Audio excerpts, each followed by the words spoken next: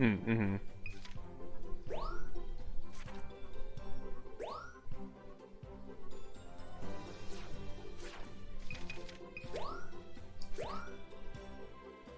Magikarp.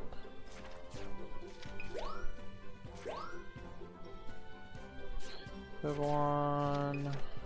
Basically just a bunch of Vivillon. Oh yeah.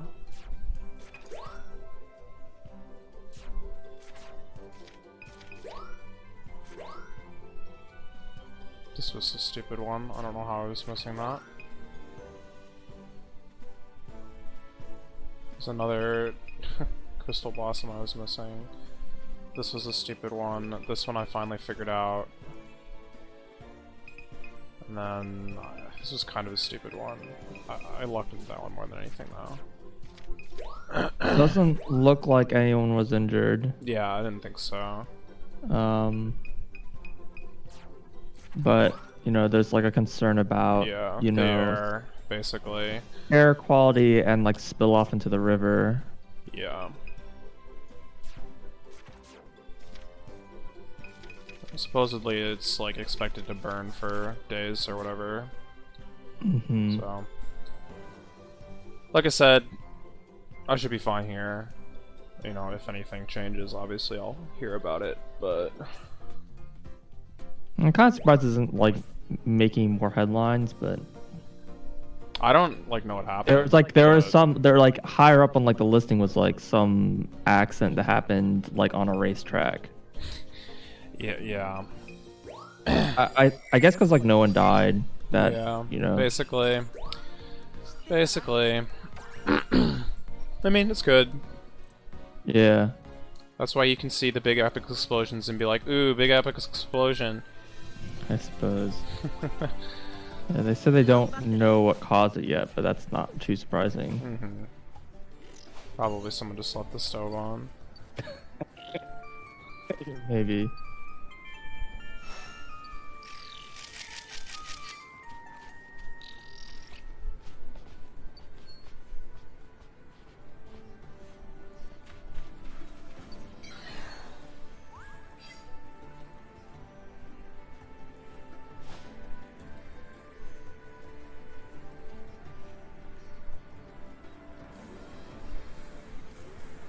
So yeah, I'm like 18,000 points away from 4 mil now, and that's it. I have all the research maps done, I have all the requests done. Nice. All diamonds. All diamonds. You're kind of running out of things to do. A little bit, but... I mean, I guess you can go after the 4 mil if you really want to. You can try this. Yeah, I'm gonna... Oh, after the 4 mil, yeah. I mean, there's definitely plenty to improve, yeah. The only thing you really go for is just try to go for, you know, the best. Just like try to just get as high on the leaderboard as you can, right? Yeah.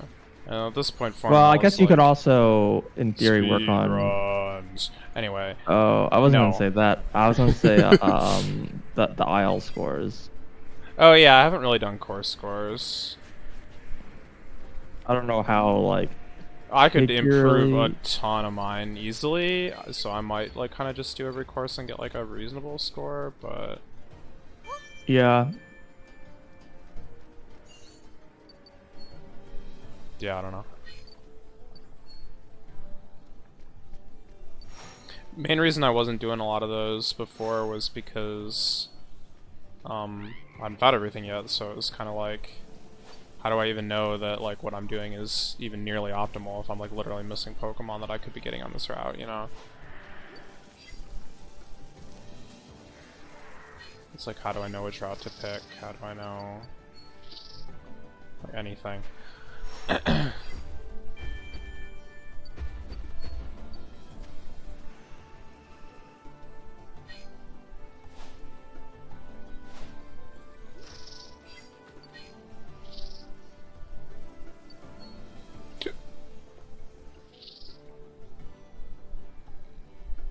Do something fancy. No. Right here, just eat. Oh, he did something fancy and I missed it.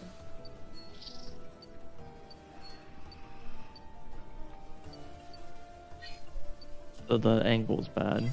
Yeah, everything about this is bad. That would have actually been good if I could get a good zoom on it, but whatever. Alright, goodbye.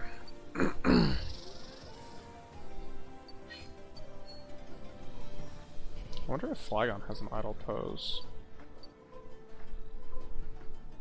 Probably not. I think it's flying on track. If I drop it a apple, I don't think it's gonna like pick it up. Yeah, it's already sick of me.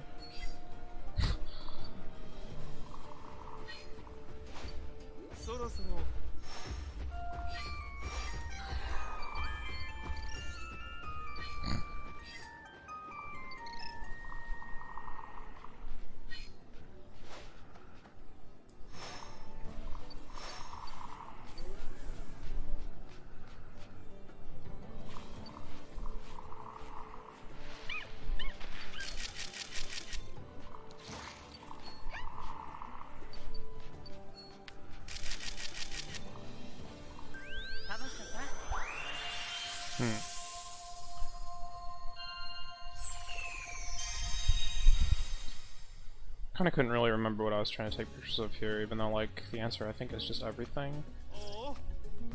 Photon. Oh yeah, Lycanroc. I wanted a good Heliolisk. How do I even get 3-star Heliolisk? I don't know.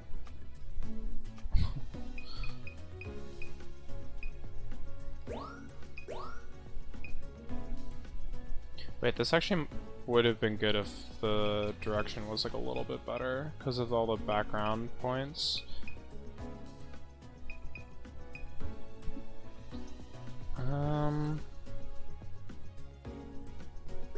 Yeah, I don't know. It's probably not gonna cut it.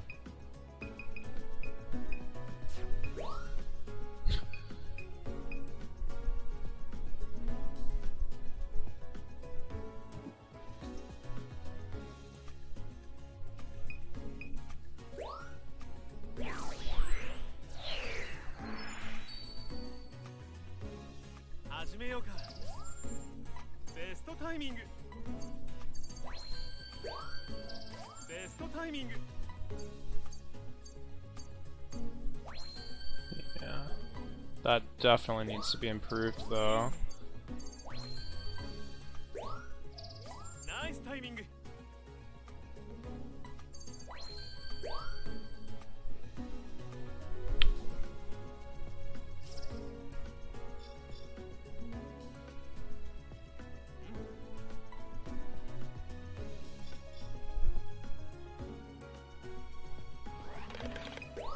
So have you heard about this game that came out or is coming out? I actually don't know. I think it's Maker Garage. no, not Nintendo. It's an indie game. It's called Chicory, I think.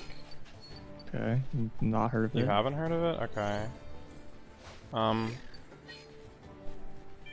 don't know too much about it, but I guess you play as this like dog or something like that, and you have the ability to like paint stuff with like a brush or something like that, and you know, you do things like create paths and whatever. I don't actually know exactly what the mechanics are, but it's a Like game that involves platformer kind of thing. No, it's not side-scrolling. It looks like it's top-down from what I saw.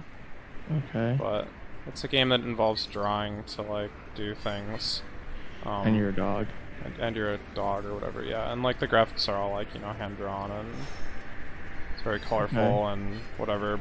Supposedly it's like, you know, somewhat puzzly. I don't really know, again, specifically what the game is like, but I don't know. I've heard good things, basically all I can say. It exists. It's basically all I can say. Okay. Yeah. Is it like a puzzle game or something? I don't think it's strictly a puzzle game. I think it's just like kind of a, you know, adventure story game, but with puzzle elements. So you like play with mouse keyboard or something? Or draw or? Yes, I don't know. I do not know. You'd have to look it up, I guess.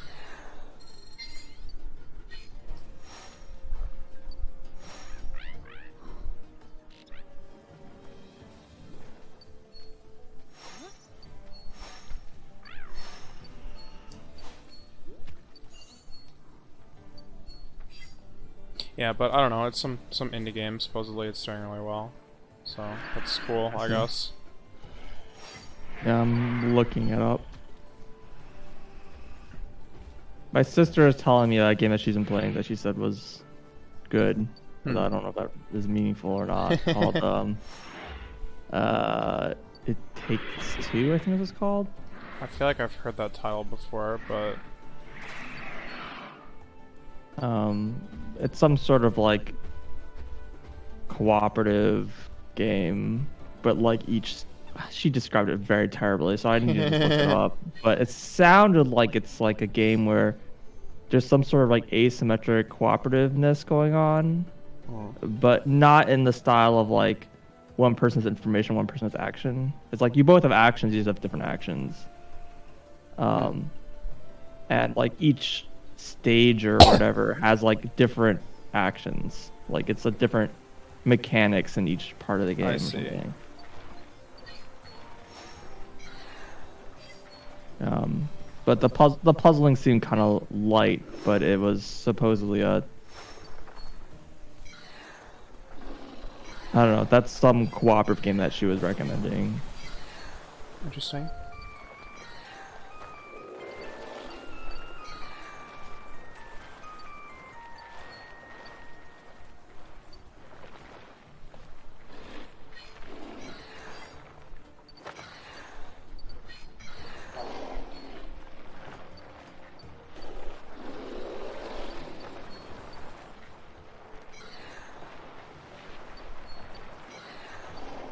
Definitely seems like a mouse game. Chicory. Chicory. Yeah. Yeah.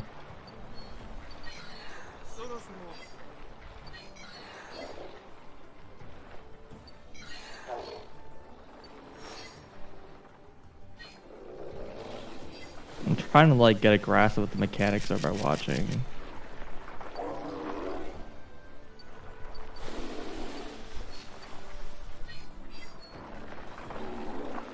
Yeah, that's kind of why I didn't really know what the mechanics were exactly, because it wasn't clear, Now but it's multiplayer as well, apparently. I did not know that.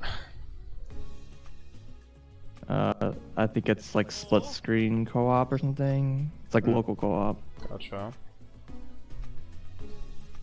Fancy.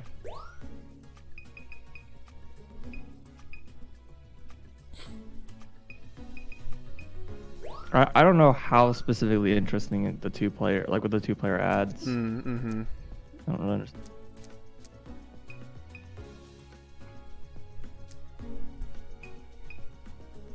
I still don't really understand what's happening. It seems like you kind of like color things, and like coloring things causes things to behave in certain ways, it looks like.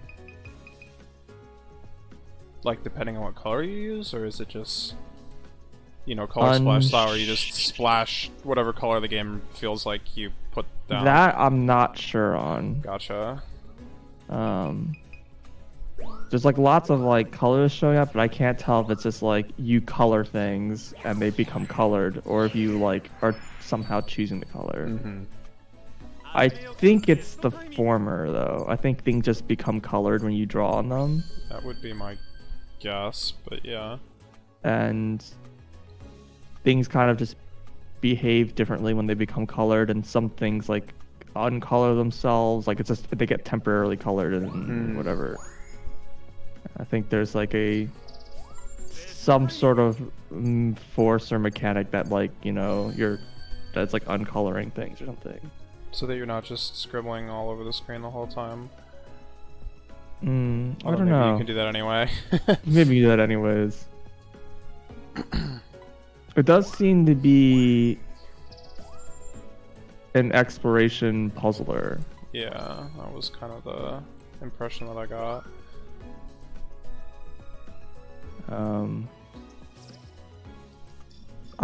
I couldn't possibly understand the depth of the puzzles without really knowing the mechanics. Well, as it goes. I mean...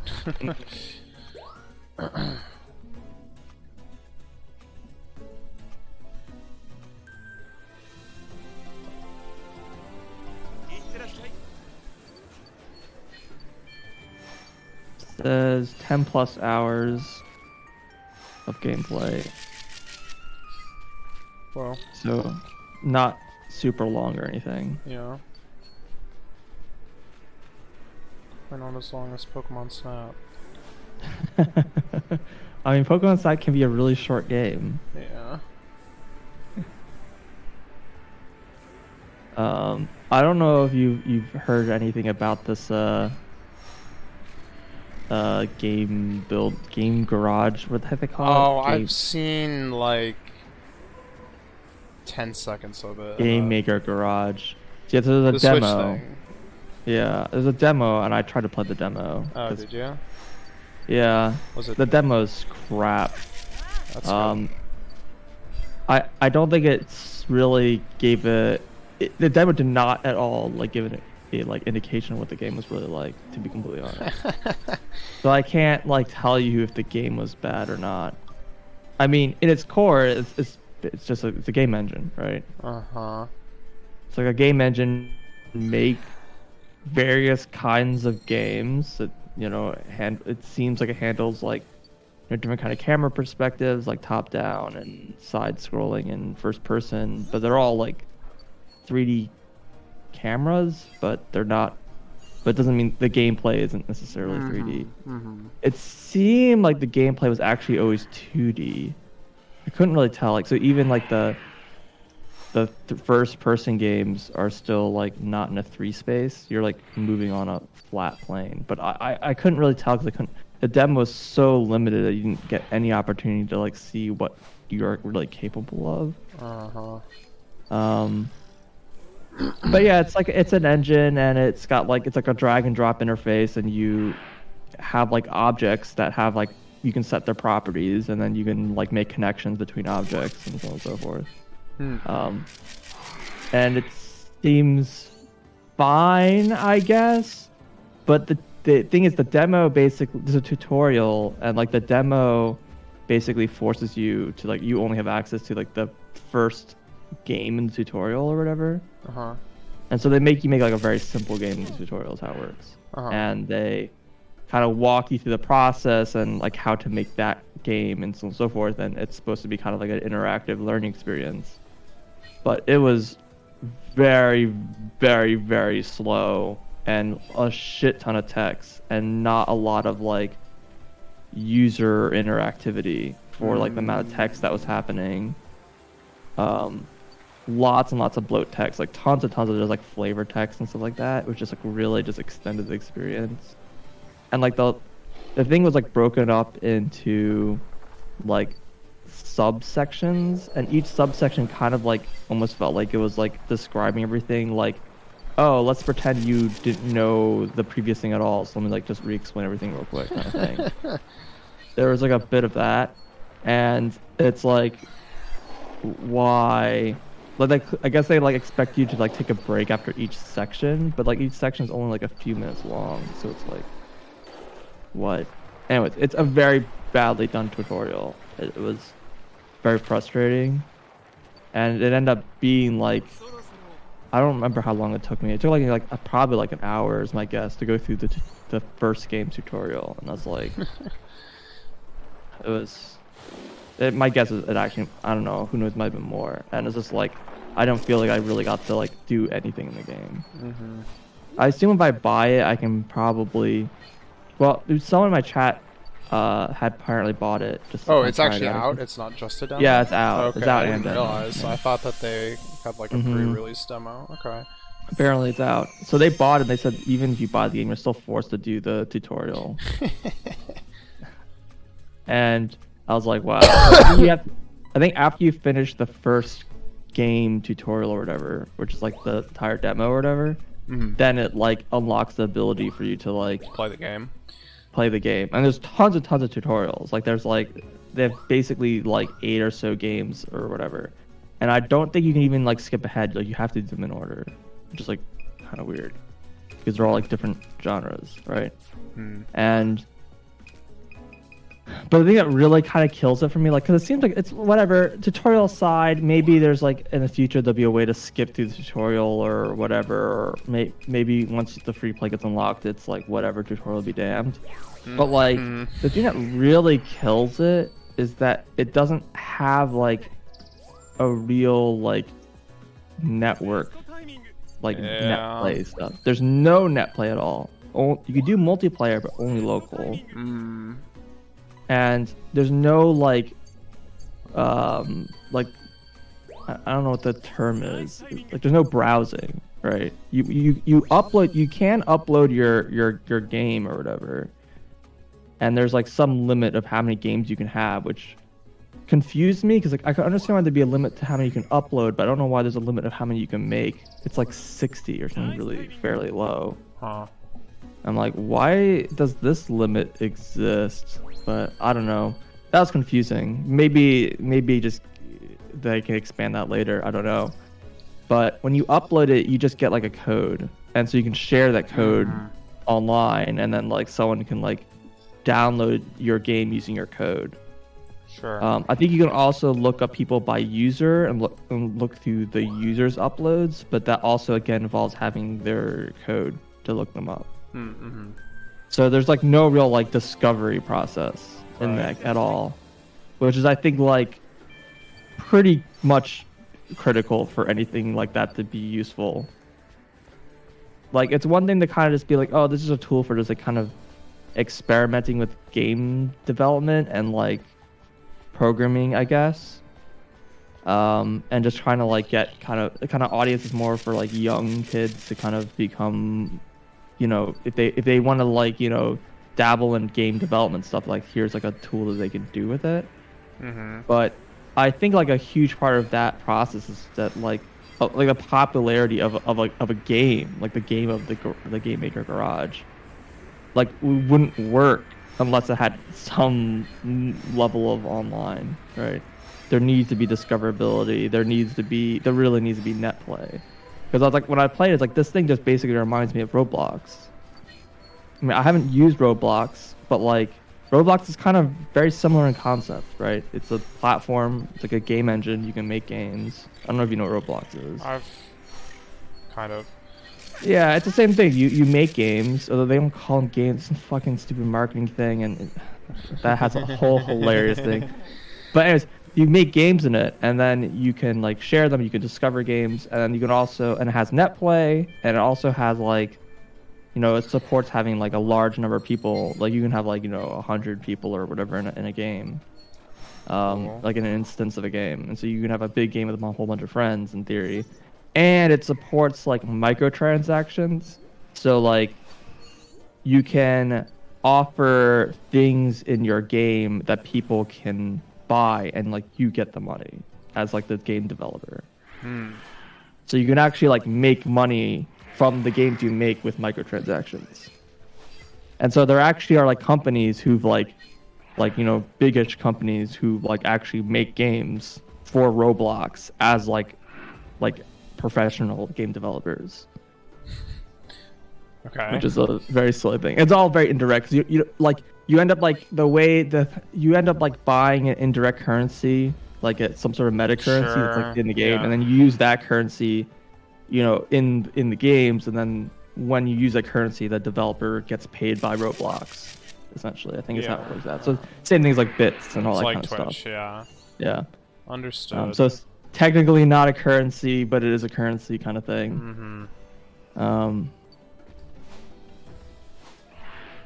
So yeah, it's kind of unfortunate. It's like, well, maybe it's just like kind of like an early thing, and like later on they'll do a thing where they'll add some of these things to make the game like way more like, you know, a way more viable product. But like Nintendo doesn't really have a good history of that. Yeah. I mean, they've done plenty of things where they've like added content to games afterwards and stuff like that. And even Mario Maker, they added quite a bit. But a lot of that kind of like the online experience I would expect near release is probably the online experience I would expect forever. Yeah. So I think unfortunately it's it's really important because I think this is like a cool game like idea. I mean, it's not new or anything, but it's Nintendo's trying to get into that market, or maybe it's like their kind of answer to making a new Mario Maker without just making another Mario Maker, right? But it doesn't have so many things that makes Mario Maker good. Even though you can make like very different kinds of content, it's useless in its like current form outside of being honestly like an educational tool. Right. Like I have trouble imagining it being used basically outside of the classroom, and maybe that's what it's for. Or people who want to like use it as their own tutorial for programming, but like that's just not really recommended, because like why would you spend all this effort learning how to use an engine that you wouldn't actually use to make a real game? Like you should just unless you're like kind of being more of like actually trying to be like an academic and like where you would like look into the theory of things before you actually start working on things. Most people probably, they're like self-teaching out of class. They're gonna like start with an engine that you can actually make a thing. Like Game Maker. Game Maker or Unity is the big one. Yeah, like that reminds me of GMTK. He has like a yearly like game jam or whatever. Oh, I think I saw this chart, the pie chart. Yeah, he has a chart of like what platforms people use, and it's like 2/3 of the people are using like Unity, and I'm like, yeah. And then it's like half of the remaining is all Game Maker. And I'm like, that doesn't like surprise me at all. No. Unity is just such a popular engine.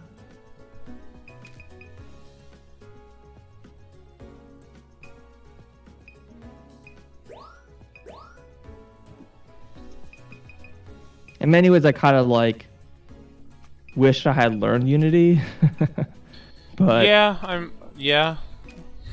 I mean, I guess it's not too late, but yeah, of course.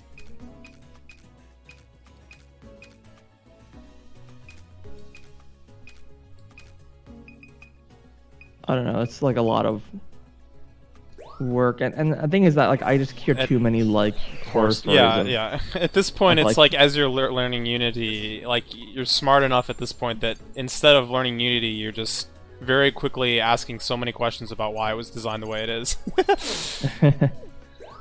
Yeah. Well, something else that's like, I mean, I guess this is probably true for most game engines. I don't know, maybe not. But like a lot of developers that I've seen talk about using Unity, like on some project, is that they're very frequently using a very old version of Unity, because they like when they start working on a project, then they're kind of forced to be stuck in that version of Unity. And so if the game takes like years to develop, then like they're using some really old thing and they can't get any of the latest updates really without breaking stuff. Without really breaking things to update, and so they don't want to like do that. Or risking breaking things at least. Yeah, it's not true for all developers, but that seems to be a somewhat common story, and that doesn't really too surprise me. Yeah. So I do wonder how frequently the problems of Unity are still present. Is kind of a thing. Sure.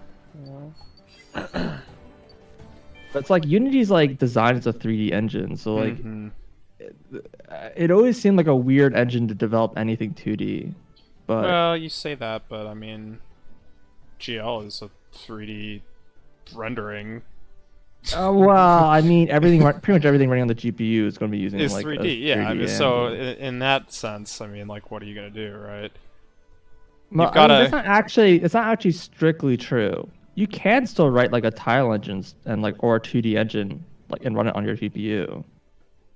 Yeah, it's just that be people extremely custom, right? Well, I mean, everything's custom, but like typically.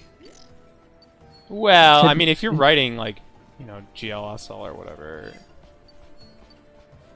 that's getting compiled to the actual like GPU instructions. You're not writing GPU instructions like raw. I mean, you could, right? Probably. Well, you can't. You don't want to write like GPU assembly because that's like GPU exactly specific. Exactly. It's like too hardware specific. Yeah, that's all I'm saying. Yeah. It is awkward because like the thing is that like you might want to use some like higher level functions that exist on the GPU, Mm-hmm. They only exist on certain GPUs. Mm-hmm. And so you have like stuff where you can check what version hardware you're using and like compile different versions kind of stuff Mm-hmm. based on like what is available to you. And Yeah, fun. yeah, it's fun. I mean, the more basic features you stick with, the less of an issue that is, but you may really want to take advantage of something or whatever. Yeah. Like maybe the game runs better or looks better or something. Mm-hmm.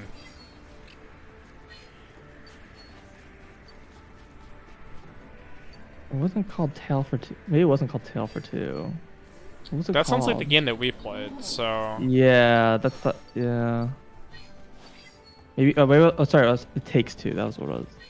Yeah, sorry. That's what I said earlier. That is what you said earlier, yeah.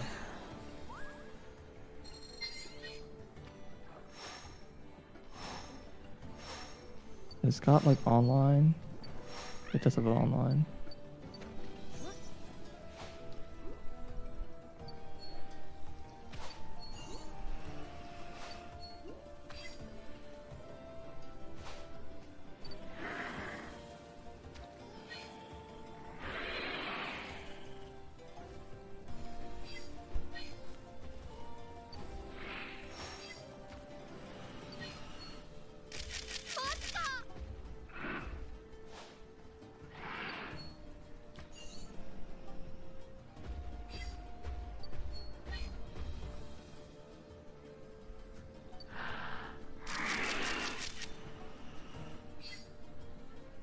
Do the thing. This seems to be mostly just like a 3D platformer.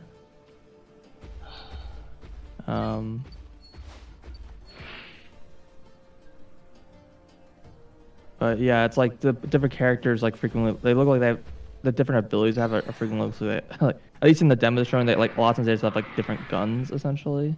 Hmm. It's like a third-person platform shooter. Okay. And like the guns have like special powers or whatever. I see. Like so, someone will have like a like kind of like a napalm gun. Another person's got like a that like shoots napalm, but another person like lights it on fire, kind of thing. Hmm.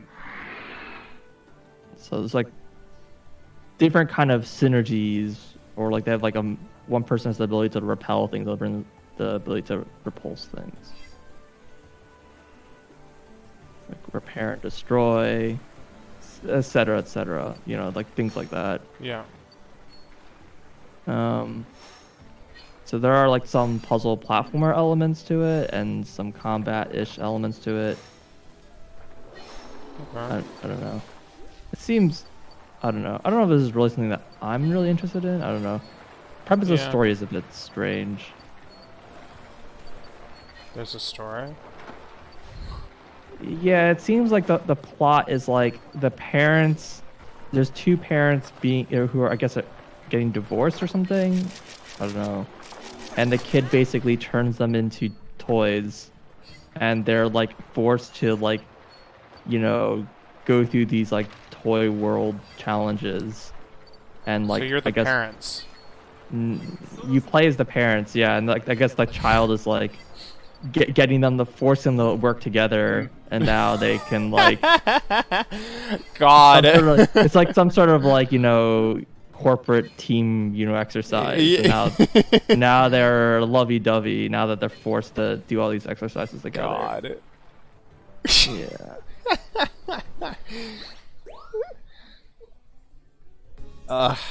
Yeah. Yeah. I mean, it's basically Super Smash Brothers and Master Hand, except What? You're gonna have to explain that one to me. oh, Master Hand brings all the toys to life so they can beat each other up. I guess. Yeah. I mean, that was the plot of the original Smash Bros. Yeah, but it wasn't getting the fight in order to like make up or whatever. No, it was getting them to fight in order to have someone strong enough that they could finally kill Master Hand. He just wants death. I don't feel like that's what the story is.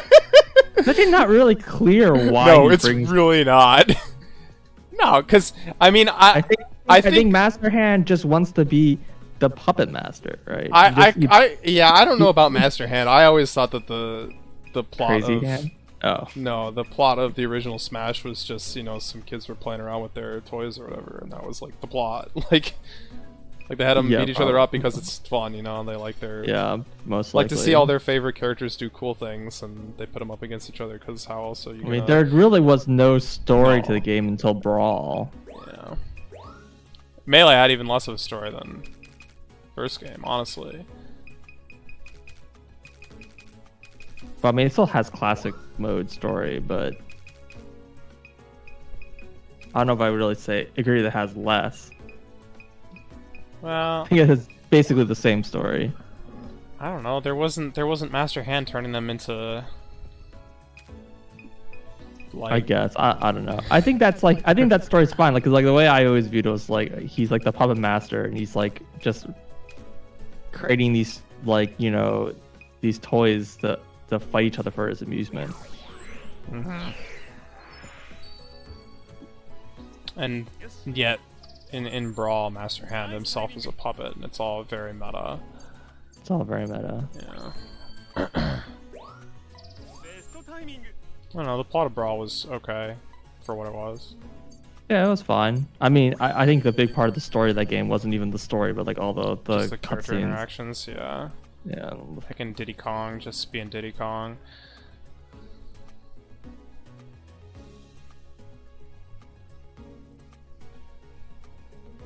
So I've been watching Mikon play Lama Lana Rando 2. Okay. Yeah. Apparently Rando 2 is like so much worse than Rando 1. What is that supposed to mean? I don't know, but like no one does this Rando. I'm not entirely sure why. I think it's partly because one, the game has like way fewer glitches.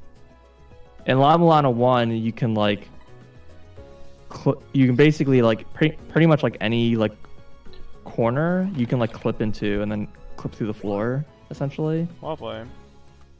Sometimes to the wall, and like that lets you like transition down on floors that you're not supposed to. You transition down on, right? And that might either put you into a different area or wrap around to like the other like room in the grid that normally doesn't connect. So the game has got like all sorts of like clips and stuff everywhere. Which lets you, beat the game with or lets you get access to a very large part of the game with very few of the items. Sure. I mean, honestly, I thought that game's randomizer, even without glitches, was fine. Yeah. It was pretty decent as a randomizer. I mean, it was hard. My main problem with the randomizer is that it felt like that every time I did it, I had a full clear. I don't really remember too much, but yeah.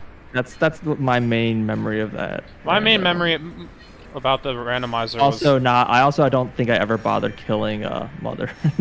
Sure, I mean that's perfectly fair. Yeah, I mean, so yeah, I think in the one randos they usually play the setting where you don't have to do that. They skip like the final puzzle too.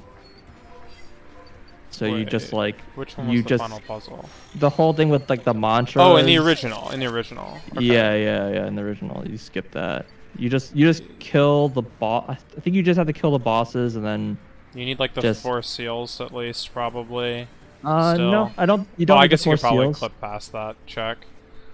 There is no 4 seals check, I think. Oh, the final room?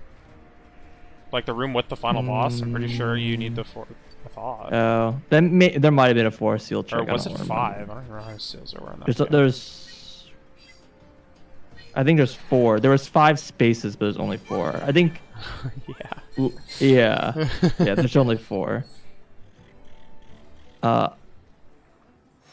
But you need to get the medicine of life, wherever the heck it's called. Yeah, maybe that's what I'm. And the vessel, and most people play that you start with the Holy Grail and like Future McCurry. Right. Yeah. So you can go warp everywhere. But I've seen people, they do like full like entrance rando and with that game, and it's just like nuts. I mean, I do remember whenever I was playing rando, I actually tended to randomize the Grail, and that was like probably the most interesting part to me. Even though it was like brutal, it was interesting. Yeah, he seems like most people don't like doing that. I can imagine, but There's also a bunch of items that some people like to start with. Like I said, some of them are like I think a lot of people like to start with a scanner. I don't know. There's a few. I think like text track and why would you is need another. text track? You don't need it for anything, but it's nice when you like go to a shop. You can like mark which Sure. shops are selling what because they have shop randomizer. Uh-huh, So they just start with it just because it's like a quality of yeah. life thing. Well, shops are amazing because of shop randomizer. Yeah. So because otherwise it's not really different. You just would have to like keep notes like out of the game, and so it's just like this is a kind of a quality of life thing. Sure. I know there's a few like special game modes like where you can do a mode where there's no main weapons in the game, or Aside from the like whip. no whip. Oh, wait, did Yeah, you just start with the whip? Yeah, so they changed it so you don't start with the whip, and instead you start with a random sub item. Oh my god. And like the first shop that's like right at the start, like always sells like that ammo for free. Oh, for free. Okay. Yeah. I wonder what. So like you can like in theory start with like the gun. The gun. And, yeah. Yeah, and have infinite gun ammo, but you don't have a lot of shots, so it's like kind of like a. Yeah. It's kind of actually like not great. Not but the best. I mean, the gun was honestly but the gun was pretty bad. As soon as you find like Chakram. Well, actually, Chakram's also pretty low count. Yeah, but you usually don't use a lot of chakram ammo, right? That's like, true. You get them back. The Chakram's probably the best then. Yeah, I mean, it depends. But if you get like another weapon plus like the gun and it's like you have infinite gun ammo, so now you can just like kind of trivialize most of the bosses. That's like the main thing. That's like what the gun's good for. Yeah. That's But anyways, what the gun's there's always like been good for. It's just bosses. Yeah. Although honestly, the gun like never made or make or break any fight for me. But I remember using the gun pretty heavily in La Mulana too, against Mother. I don't know how much it really helped me. Yeah, exactly. Honestly, That's what I'm saying. It's like it let you. It was like every 2 bullets or something that you skip a phase. was a phase. The end of that fight was really long. Yeah. Every time I watch people do randos, I'm always like, God, how is everyone so either amazing or I so bad at this game?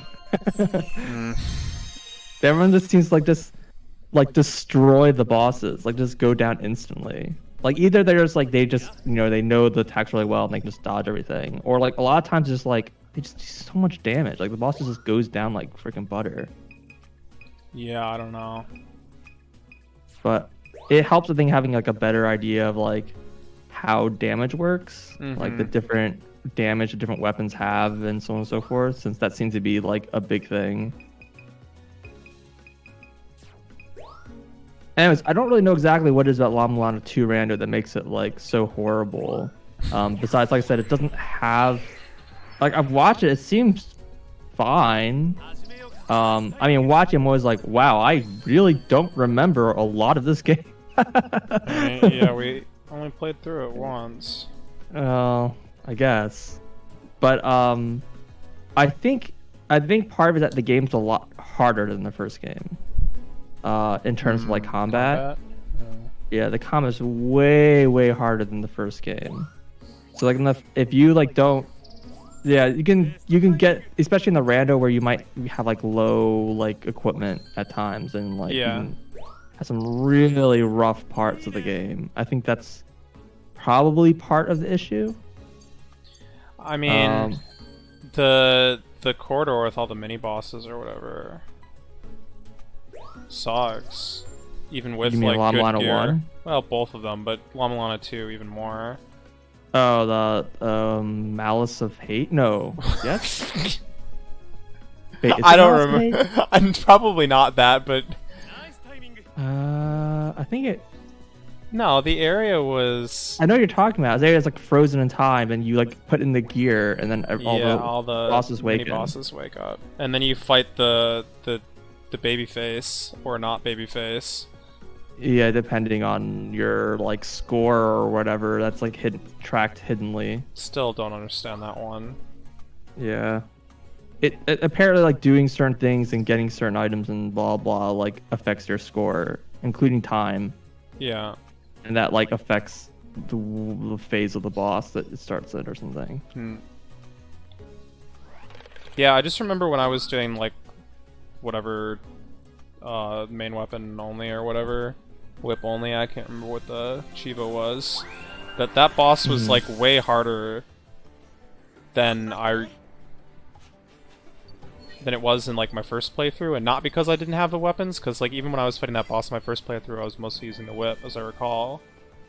I remember the boss was like harder for you than me because it was harder because the face was you're- smaller and all the hitboxes like didn't work anymore, and like everything that I had learned on that fight didn't make sense, and it was like, yeah. this is stupid. Well, I remember it being really funny that we got to the boss like around the same time, but our phases were completely different Yeah. because of like lag. Like your game was like 2 hours or something behind mine. Or... no, but Llama 2 is definitely way harder. Like I've been watching people like when people do like a what's it called? God, the dimension of whatever area is called with the key to not the key to infinity, the other one, dimensional. Which game key. are we talking about? Llama 1. Okay, yeah. Llama 1, where you fight Tiamat. Those like whenever I watch people like do like randos, they just like squish through all the mini bosses. They're like all a joke. Yeah.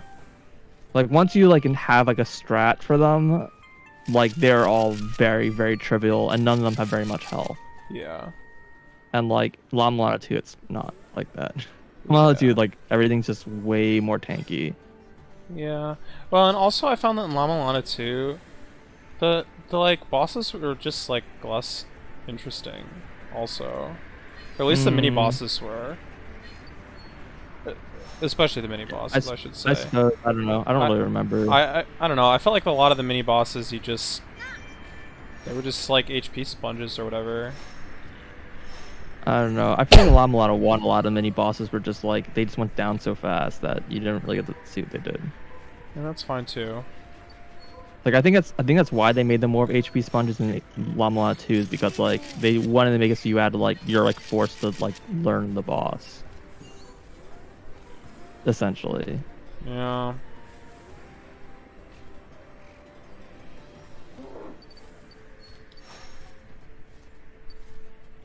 But I didn't really get that from the game because, like, I don't know, most of them I didn't really feel like I learned anything. I felt like I just, mashed the buttons harder or whatever,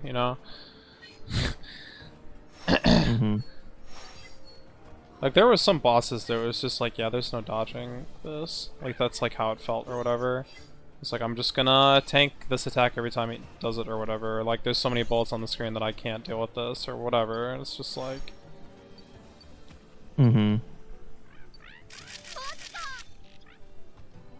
But yeah, I'm still not really sure exactly what the problem of Llama 2 Rando is, except for the fact that I think it's just harder. Like the combat's is way harder. It seems to be the main thing.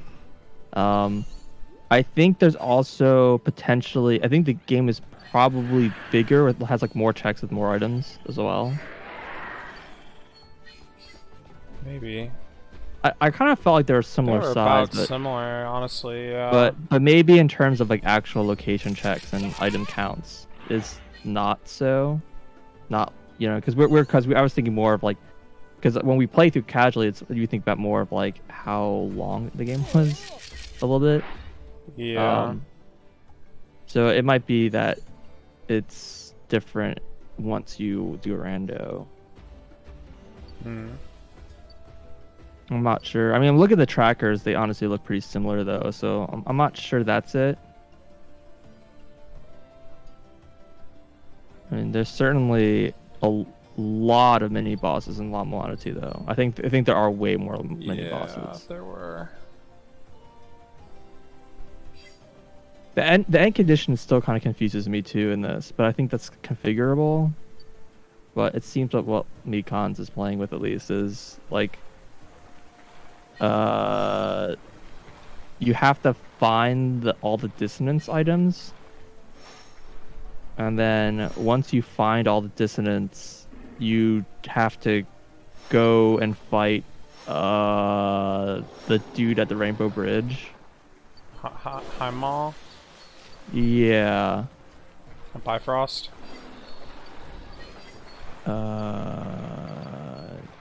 What's the Not name of in the room? Bifrost. Oh, is it? Okay. Yeah, so I think you got to fight him there. I think you need like a couple like items might also be required. Like I think you might need like the Secret of Life as well or something. To open the final gate to like the Spiral Hell. Uh-huh. I don't remember what else that requires. It probably requires certain chant mantras as well. I don't remember I exactly mean, what don't it you was. just straight up need some to even kill the final boss? You need, I think, Sun, and Moon, Earth. and something. I think there were Uh, 3. Yeah, I don't remember. That was the whole thing. I don't remember. Yeah, yeah. So some mantras you need for the boss, and but you basically like you don't actually need very many items. I think Wait, explicitly. so you But said you you need all will. the dissonance? Yes. So you have to like suck up all the mist, or is that a different? It's just an well. So before the dissonance was like when you kill the boss, it would like drop dissonance. Well, not all of them though, but yeah. Well, yeah, like a dissonance boss, it would drop dissonance, and once you get like I think there's 4 dissonances, I think, and there's some number of them, and once you get them all, then the when you go to then when you I think you might have to go to the it bloody or not. corridor or whatever The bloody corridor like activates goes down right? to the trip that never comes back. Yeah. Yeah, so like the whole corridor of blood activates, and then it and that like triggers the fight for Heimdall, and that triggers your ability to get to the spiral, like the spiral boat, which is what you need to beat the game. Right. But so what I was trying to remember wasn't one of the dissonance mist things not actually from a boss at all, but rather from Probably. the spaceship or whatever, which you needed all the crystal skulls for. Oh, I think there's like a chest there now. I think they make it so you do the.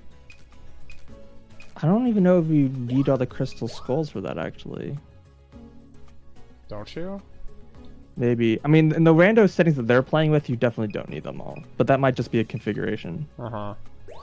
And that's just like a chest check. It's not like guaranteed dissonance. So like dissonance is just hiding in random chests, basically. Okay. Yeah. So And you there's, probably like, don't even have extra to kill and like there's- all the bosses then. Like, at all. No. Like you don't. hardly. Yeah. I think there's probably a setting so that you're forced to, but yeah, generally you don't need to. And it's and yeah, like I instead of mean, the having bosses distance, the unlock plenty of bosses- other things on their own right. In Sure, most and they cases, also so- have an item check. An item check, and there's yeah. and there's like and I think bosses that had dissonance now like have like an extra chest. Sure. Yeah. But it's but like I think in practicality, because of like how many items you need to, how many items there are to like get, and like what you're gonna need just to kind of get around the world, is you're gonna end up needing to get a shit ton of items. Yeah.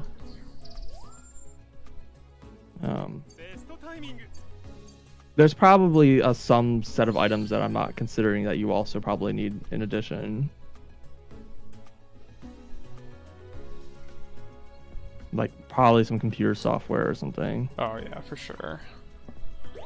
Well, and of course the thing to even chant the mantras to begin with, but Yeah, the Jed pillar. yeah. Mm-hmm.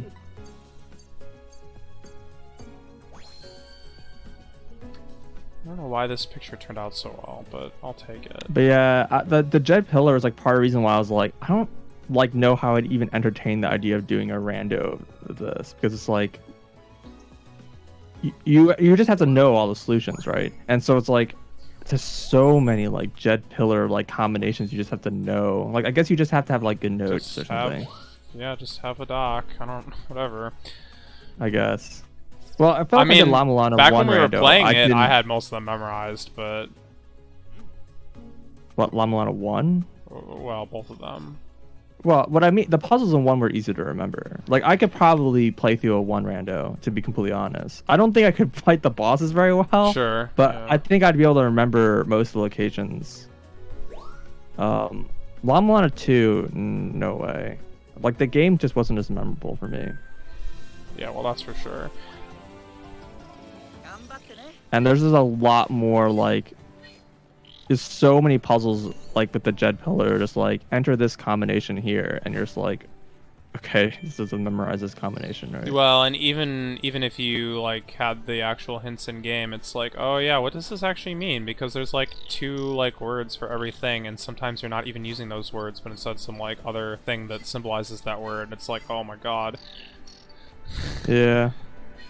Please be straight with me here, man. Yeah, I was like thinking about it, I was like, I wonder how useful our notes would actually be. Well, that would be fine. It's just a lot to search through. Yeah. Like, the information's there, I guarantee it. Yeah, it's all there, but it's just like, if I got to a puzzle, it's like, I remember I needed to like do like some sort of chanting here, but I don't remember what it was. It's like, is that written down anywhere that's not in just like the original hints form? Or is it like Some of them we actually written did. down? Some of them we did. And I mean, Yeah, I honestly, there's things in Lana 1 that, like... Well, I can think of at least one example where, like, I wouldn't be able to just do it from memory, because... You talking about the weights quarter and the- infinity endless quarter? No, that one actually I probably remember, and even if I didn't, I would read the I don't one think I that's right remember there. that one. But No, I'm talking about the one in the water tower with the weights. And you have like the balls that you drop, the marbles that you drop into the scale. Yeah, I know what you're talking about. Yeah, I But, mean like, that one is just straight up like a memorization of a code or whatever. And like the actual solution to that involved like 5 different hints or whatever, and you had to do some like linear algebra or whatever. We to solve did. it. Sort you didn't need linear algebra, but yeah, we have. But I'm pretty sure that one we actually have just written down, We like the answer. Yeah, maybe so.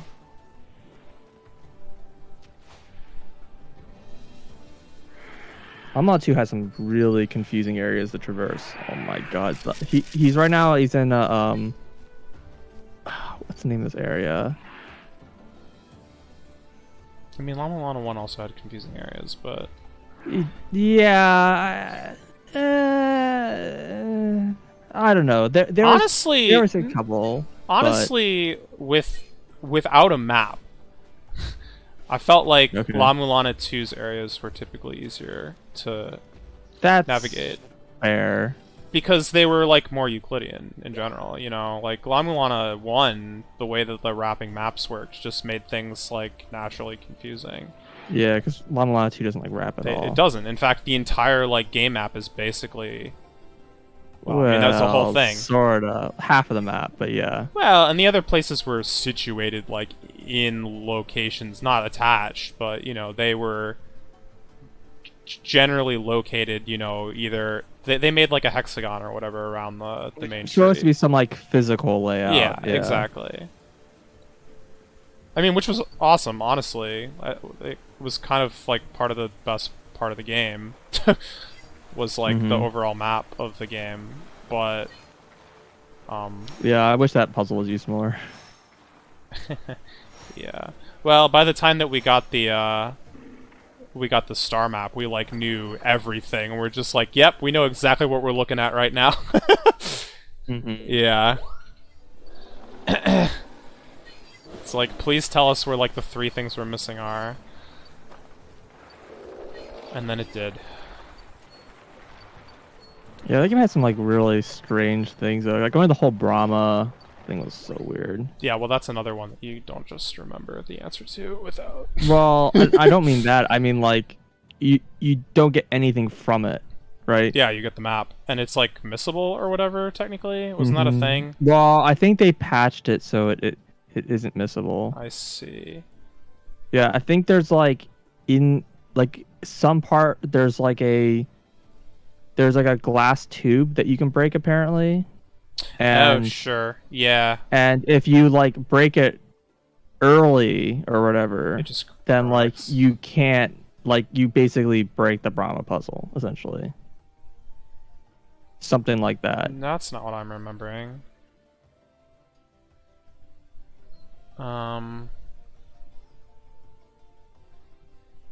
I thought it had to do with the Corridor of Blood getting locked in place after you.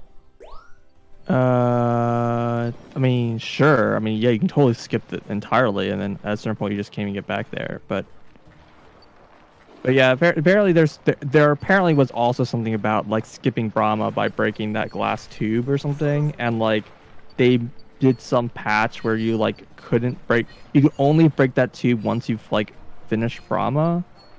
Which is like extremely arbitrary. Yeah. Like there's no indication that like anything at all. And so you're basically probably gonna run into a situation where you're either people are gonna finish Brahma, then try breaking that tube and be like, oh, that's a cool thing you can do, or they're just gonna try breaking it, it doesn't break, and then they'll never try to break it again. Right? Yeah.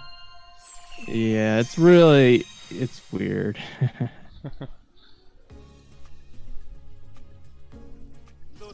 You know, I actually don't remember. I think that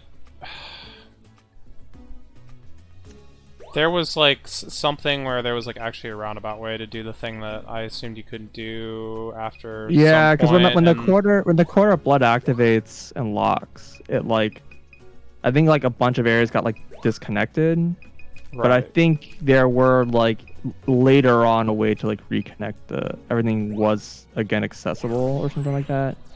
Maybe. That's kind of what I remember. I just remember there being like spots that definitely felt like they were very locked behind the Corridor of Blood, but I don't remember. It's been too long. Yeah, I don't remember. Yeah, because I think the place that I remember, and I'm trying to remember the name of the areas, but there's like one part you go to the Core of Blood, and then you're like in a room that like, you're in the areas like the red version of the Tower of the Goddess. Yeah. I'm kind of thinking of the same thing, and you're like on the and upper like you, part of you it, go, you climb up a ladder. Up it, yeah. Like 3 screens, and you go through a door, and that takes you to like yes. some other area. The area with like all the breakable walls. The area that you're just like digging through walls all the time. The shrine. Yeah. The Tamagamuchi shrine or whatever the heck it's called. Shoot. What's this guy called? Yeah, and that's like also just a couple screens, and there's like a boss, basically, after like a couple puzzles. Was there even a boss there? Oh yeah, there was, and that was the minecart boss. The minecart boss. I think it was the minecart. Oh yes, boss. Yeah, the minecart boss. But he has like a one-screen boss. Yeah. And like all the rooms are full of gas. So yes. Everything explodes. Yes. And I don't remember where that gets you, but that whole area gets locked out. But there's a tube that runs through that tower in like the Tower that got us room, and that tube can be broken. I see. Yeah. Yeah. So that's the tube I'm talking about, and apparently that tube isn't breakable until like some condition, and then it becomes breakable. I see. So it might be not Brahma, it might be like when the Core of Blood activates, then the tube becomes breakable. It's something really weird like that. But it makes it so you can still get to that stuff, but it's like they didn't want you to get access to that place earlier than you're supposed to be able to get to. Dude, that's such a like, man, it feels like it had to have been planned, and then they backed out on it, and then they backed out on backing out on it. Because why would you ever have a glass tube through a room that's not breakable? They had them in La Milano 1, had the same kind of tube, right? And they weren't breakable, right? Yeah, I guess not. I don't know why that's existed, actually. It had a room, I think, that connected from the graveyard of the giants to the dead land, the not Eden, the one under Eden, the one with the weird murals on the wall, the moon shrine. Yeah. And there's just like a one screen and it's like tunnel. Dark or whatever, and it's actually the water tower, the Tower of the Gods. Well, it's only dark if you haven't activated it. Which like you once haven't. you've.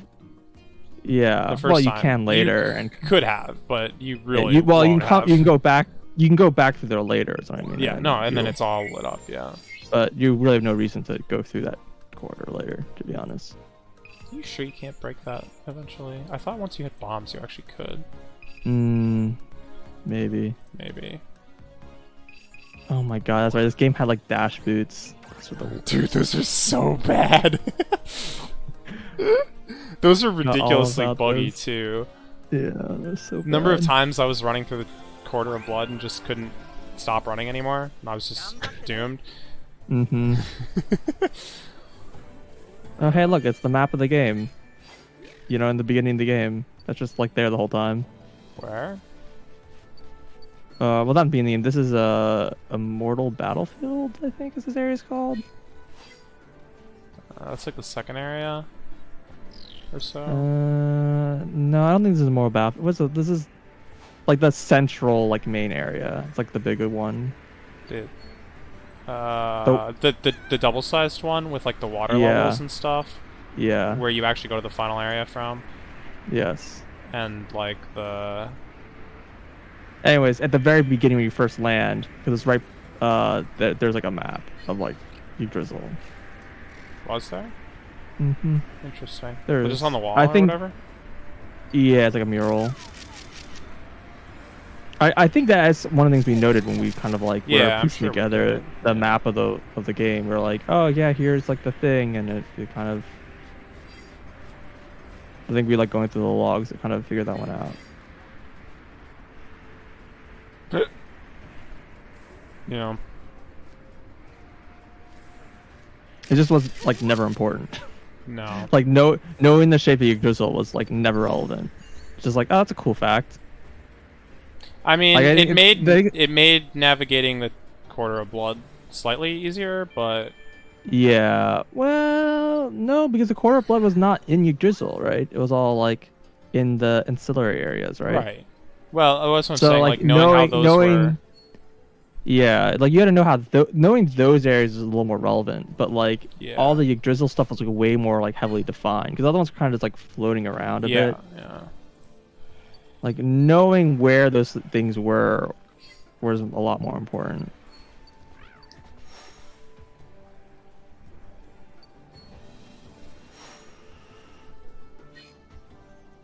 I mean, the whole Brahma puzzle. I mean, I guess knowing the map of anything was useful once you had that map if you were missing anything, but I guess. I'm trying to remember what the Brahma puzzle was.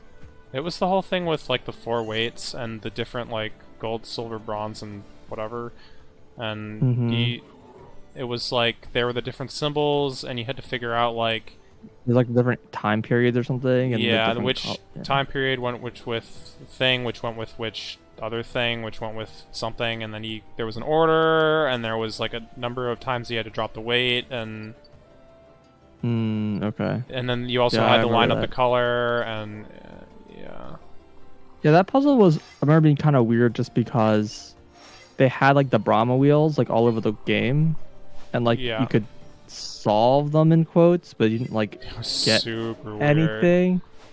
Yeah, it was a very strange like way to teach that like kind of thing. I don't know. Well, and you didn't have to ever do that, really. I thought. Nope, you don't.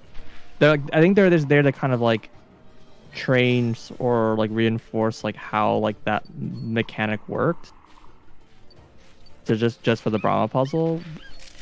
So like once you've like the only thing you need to know was I think on the wheels they associated like I think they associated like a symbol with like with a metal or something like that. Yeah, it was the symbol, and then there was like the wheel had the different colors along the thing, and it wasn't until it left the correct color that the spikes came up. Yeah. Something like that. Yeah. So it was like, yeah.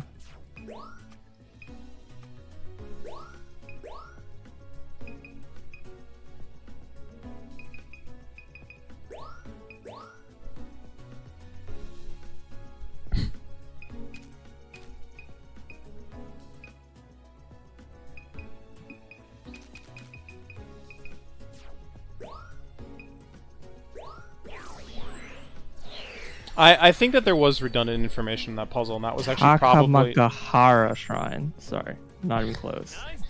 I think there was redundant information in that puzzle, which was part of the thing that actually Yeah. confused us. Especially A because lot of puzzles had redundant information. it had both redundant information and required process elimination, and it was like, ugh. Mm-hmm. Yeah. And like you don't really even get anything out of that puzzle. Wow. Because I think by time we solved it, we already it just gives you the map of the Right. the, I mean, of the there game, were and we already missing. knew it.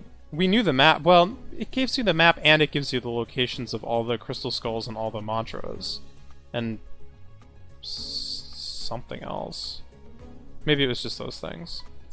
But I remember that the big piece of information that was on the Brahma puzzle was the solution to the puzzle in like the Devour, or whatever there it is called. was it the solution though? Did it have that? It did have it, yeah. But we had already And figured that out by other means. we already figured out it, yeah. But you could have done the Brahma puzzle first. Yeah, of I think the way it course. works out.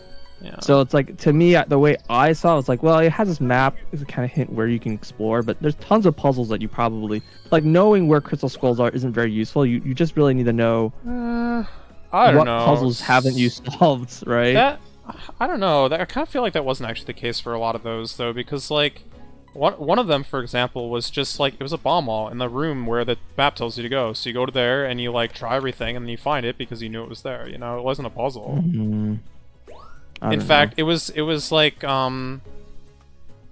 that was the room where if you threw the bomb at like the one side of the wall, it doesn't like make a tink or whatever. So you think there's nothing there, but like once you're convinced there's something there, you like try other things and you get it from the... It was dumb, but it was like hidden stupidly. But it wasn't a puzzle, that's for sure. And I see. if you didn't know it was there, you'd probably give up on it, kind of I thing. don't really remember that at all, to be honest. It was the But- thing. It was one. It was the mantra in the hell area. It was like by the. Oh, I can't describe that area to you, but It's fine. I mean the existence of that area also makes like randomizer really concerning. But Yeah, it's. I'm actually not sure how many items are really there, but I think basically how it seems to kind of play out is like once you get access to hell, like nothing there really matters unless you get out. right. But it seems like you actually can frequently just always get out. Yeah, it wasn't hard to get out, but Yeah. it was easy to die. And then once you have like enough items, you get access to the Grail, and the Grail makes it way easier because then you can like go around the place and then still warp out, as long as you don't go through any of the doors. But like most items are like on one half of hell, so you can actually get like a lot of the items with the Grail, with the Holy Grail available to you still, and then like it's like I guess I don't remember exactly not how the as- mechanics of that place worked. the way it worked. So there was like two sides of hell. Uh-huh. I think it was like Gloom and Doom or something like that. I don't Sure. remember. And there's doors that you go through. Yeah. And when you go through a door, it takes you to a room. I think it takes you to a room on the other side, but maybe I it don't didn't think necessarily. It was always, yeah. Yeah, I don't think it was. Anyways, there's just two like disconnected parts of the Yeah, map, I remember that. and you take doors. Whenever you go through a door, it takes an item away. Mm-hmm. And so the And first it's like in a item predetermined takes- order, right? Yes, the first item is the Grail. So the idea is that when you go to hell through the normal means, You like, lose the grail can't- immediately, right? Because you've Yeah. gone through a door. Wait, so how And you else are you can't- getting there? How else you? No, mean, well, once The- after you the get Firebird to or the whatever. No, that's not how you get there. You get there from. Oh, maybe you do get there from there. Well, no, I mean you just need to get there from the Quarter of Blood. I think you can pretty much get there from. That's how you get there like, originally, but don't you lose your grail by doing that?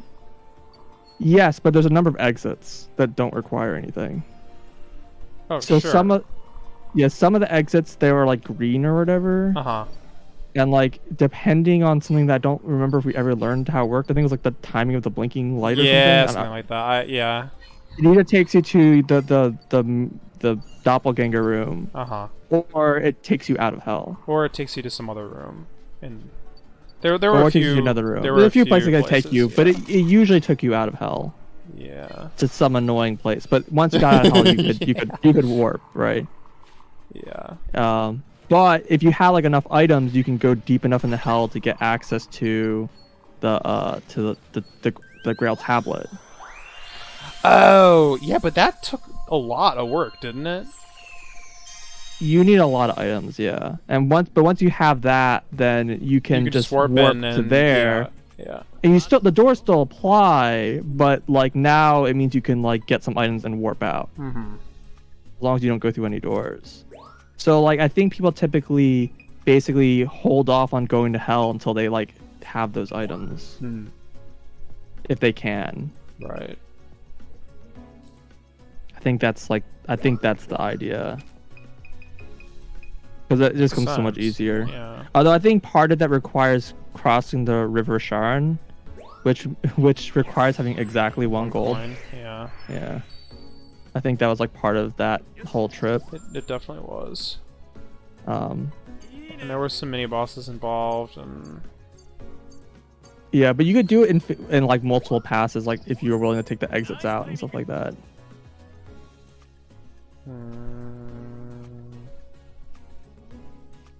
Yeah, there were a few kind of things that the game would remember that you did, but you still had to take the whole path. Yeah. One second, I'll be right back. Okay.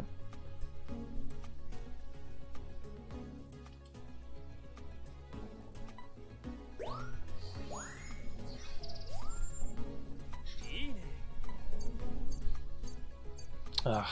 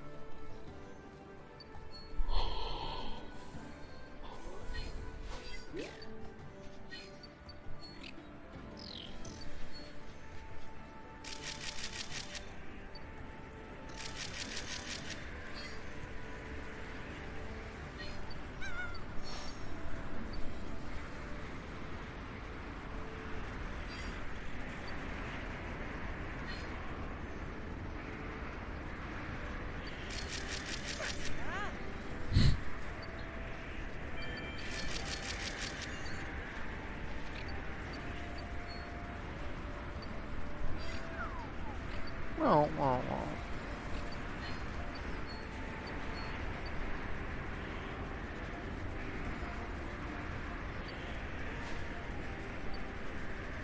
Oh no.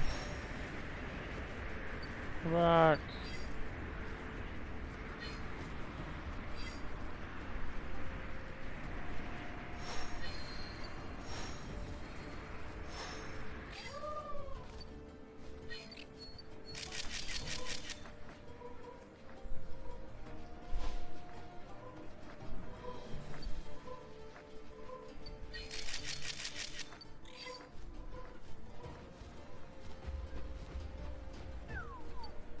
Oh, oh.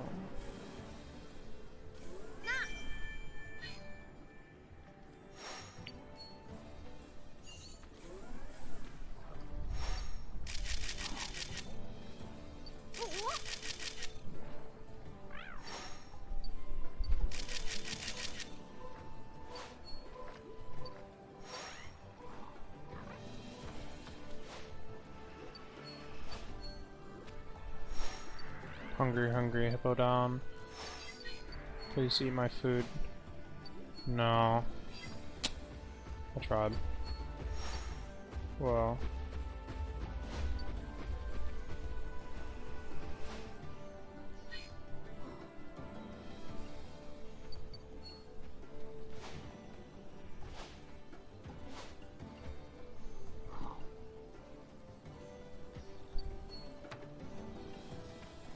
Oh, this looks good. This looks good. I don't know if I got it though. Oh, 残り枚数がなくなったよ。今回の調査はここまでかな。 okay, I don't know what just happened, but we got pictures. Their decency is yet to be determined.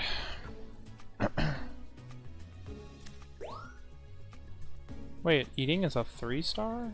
Heck. And happy is a 2-star.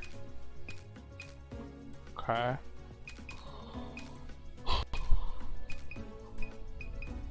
That can clearly be improved.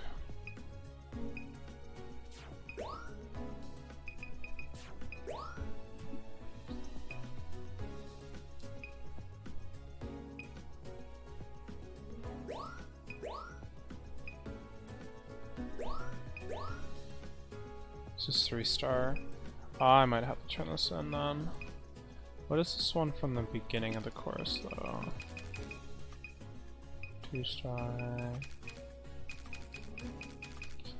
1-star? Oh, this is a 1-star. Fascinating. Yeah, I didn't get a good picture of that.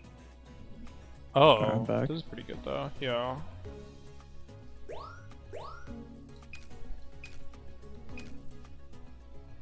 Hey, what's up, Nup Nup?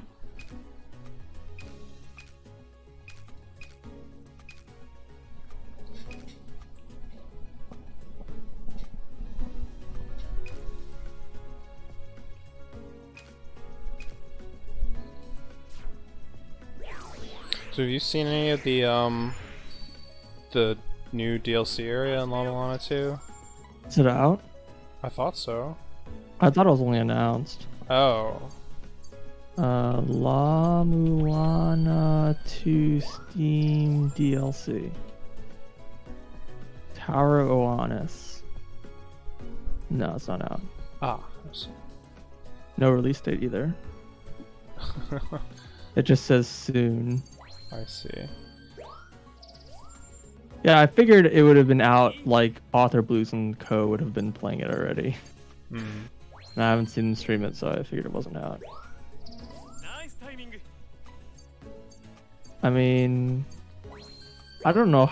I said earlier, I don't know how interested I really am. Same. in it. In fact, I'm kind of extremely not interested, but... I mean, it kind of depends on like what it's like, right? I mean, if it's like the first game, it... Exactly. Like if it's like hell from the first game, then it's like hard pass. Right. Yeah. If it's like basically, but the thing is, it sounds like a whole DLC. Like maybe it's actually more like just it's kind of like its whole like other game, right? Like maybe it's just like it's really really hard, but maybe it's still like pretty puzzly still, right? Yeah, I guess.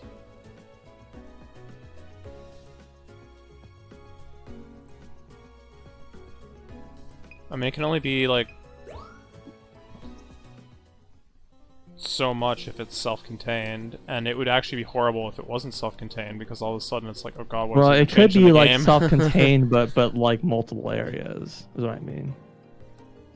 I doubt it would be multiple areas, but yeah, I guess it's possible. Or one really giant area. Mm-hmm. Right, it's kind of the same thing, I guess. Yeah, I don't know. I mean, I kind of got the impression that the developer had pretty much little interest in working on a La Mulana 3, is that from what I've been told. So I'm like a little surprised that they're making a DLC, but I don't know. Well, I'm pretty sure, wasn't there like a whole Patreon dealie, and they're like Yeah, it's probably semi-committed why. to making it happen eventually? That's probably why. Not Patreon, Kickstarter. Yeah. I figured that's what you meant. Yeah.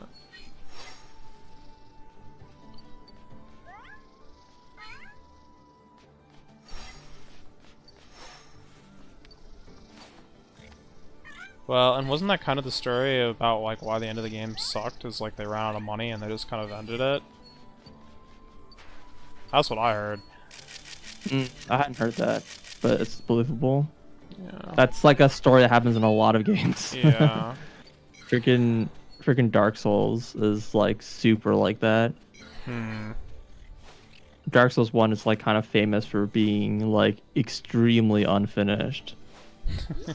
I mean, like you can do a lot of areas kind of out of order, but like you can tell which areas were done last because they like there's like straight up like incomplete enemies just like hanging around.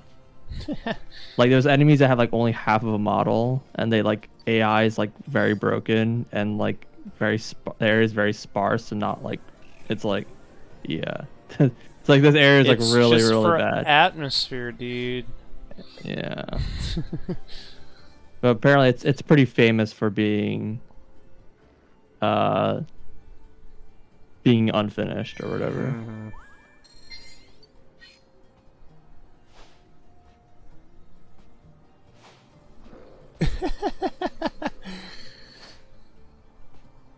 Will the real Gab Shock please rise?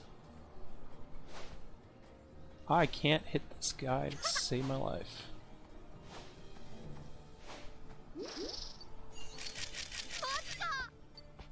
How many apples must be sacrificed to the sands?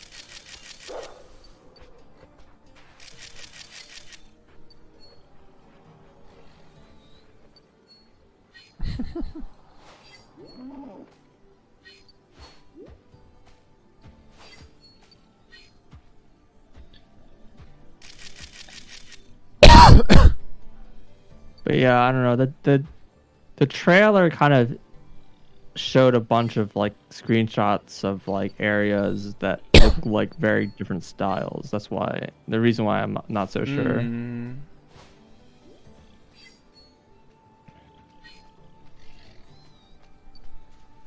But who knows? Oh. Goodbye. I just can't wait for them to retcon the story again. I mean, what are you gonna do? The fish are gonna be like, we're actually the ninth child, and like the whole ordering of the children's is completely wrong, and like eighth children propaganda. Zero. Also, child. Zelput is a fish person as well, by the way. Well, little we do knew know. that though. Fish person? Yeah. Uh-huh. Zelput is definitely basically a fish. Let's see.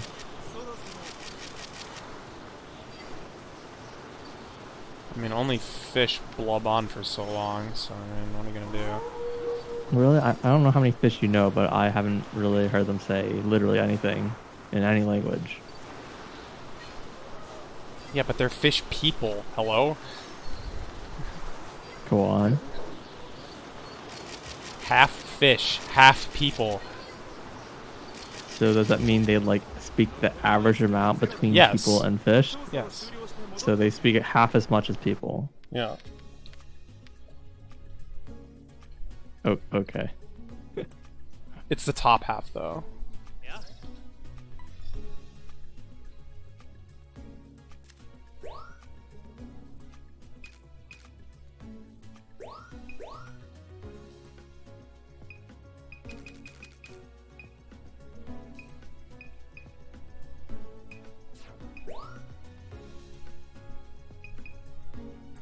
Oh, I guess a picture of this guy eating is actually a 3-star. Not what I'm interested in.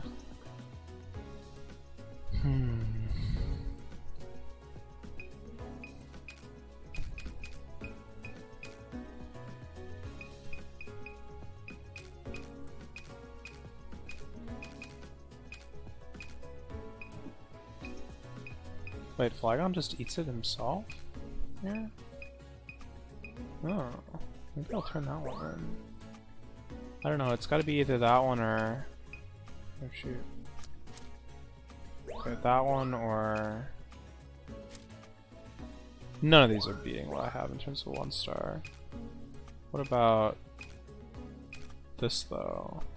I do think it's funny that they call it La Mulana too, when like La Mulana is like not really even a thing. It's a... in the second game. Well, I mean... It's the final boss Egglana. is like the clone or whatever. No, the final boss is the original, right? La Mulana is the clone of Egglana. Was that how they retconned it? Yeah. I always read it the opposite way. No, I think it's supposed to be like, no, Eglana is like the original, and like La Mulana is just like the shadow of Eglana. That was like made for reasons I don't remember. You sure? Like 60%. It's more confident about that before you doubted it.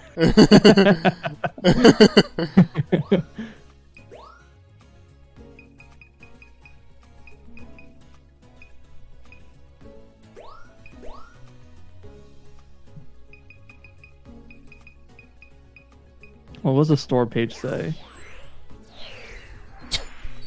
No, I need the store page of the actual original game, not Taiwan's.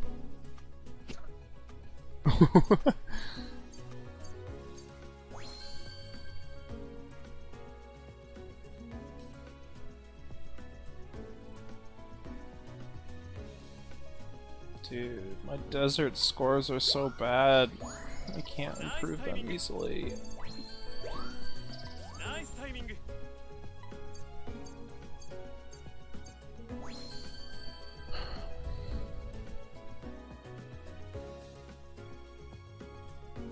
I mean, I'm happy this score went up a little bit. It's not one that really needs to, though.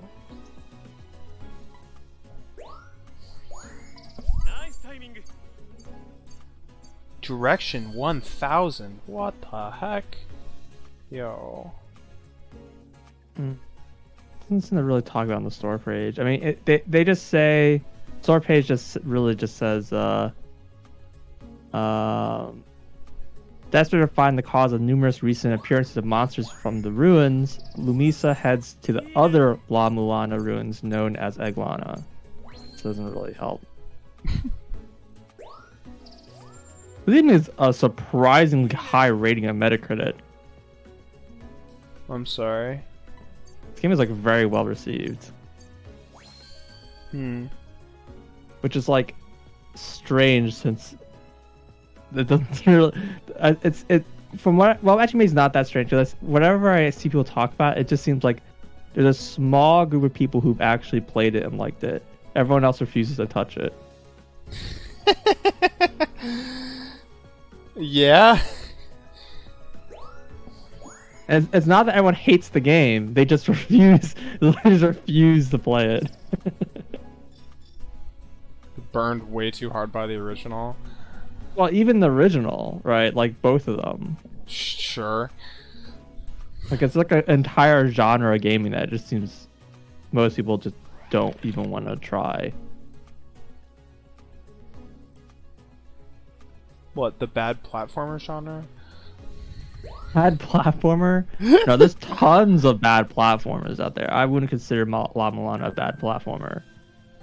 I mean, I would consider it pretty bad as a platformer, but... It's pretty bad as a platformer, but I wouldn't really consider it a platformer. Sure. I don't disagree with that. You do platforming, but that's not what the game is about. It's Well, very much... It's not what the game is mostly about, and then except the times that it is, and you are cursing the bad platforming, but yeah. Yeah, and all the combat. Yeah. Well, that... Yeah. I mean, the second game was better about that than the first one, but... What, you mean it played better, or like it had Yeah, more combat? the controls are more responsive. Yeah. Like you had better air movement. You can like jump and grab ladders.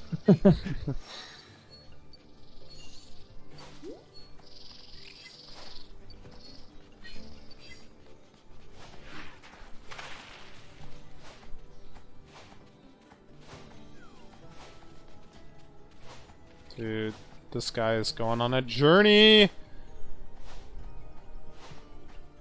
You're not gonna Journey give up for the on me, perfect are ya? picture. Yeah. Please come, your friend Crystal Blossom is here to see you.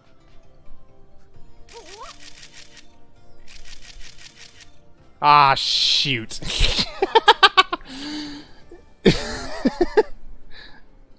I tried so hard. I'm not sure what picture you're going for. I was trying to get the happy pose, not the eating pose, but the eating pose might be worthwhile. So the problem, like, whenever a Pokemon eats something and it's finished eating, it'll, like, do a dance or thing. whatever. But, if there's, like, another apple on the ground, instead it'll just, like, instantly go to the apple. Go for that another apple and eat it. Yeah. Pokemon are very hungry. Yeah, that's true. Or, like, if you just interrupt them yourself with a scan or bonk them or whatever, that'll also stop them from doing that, but...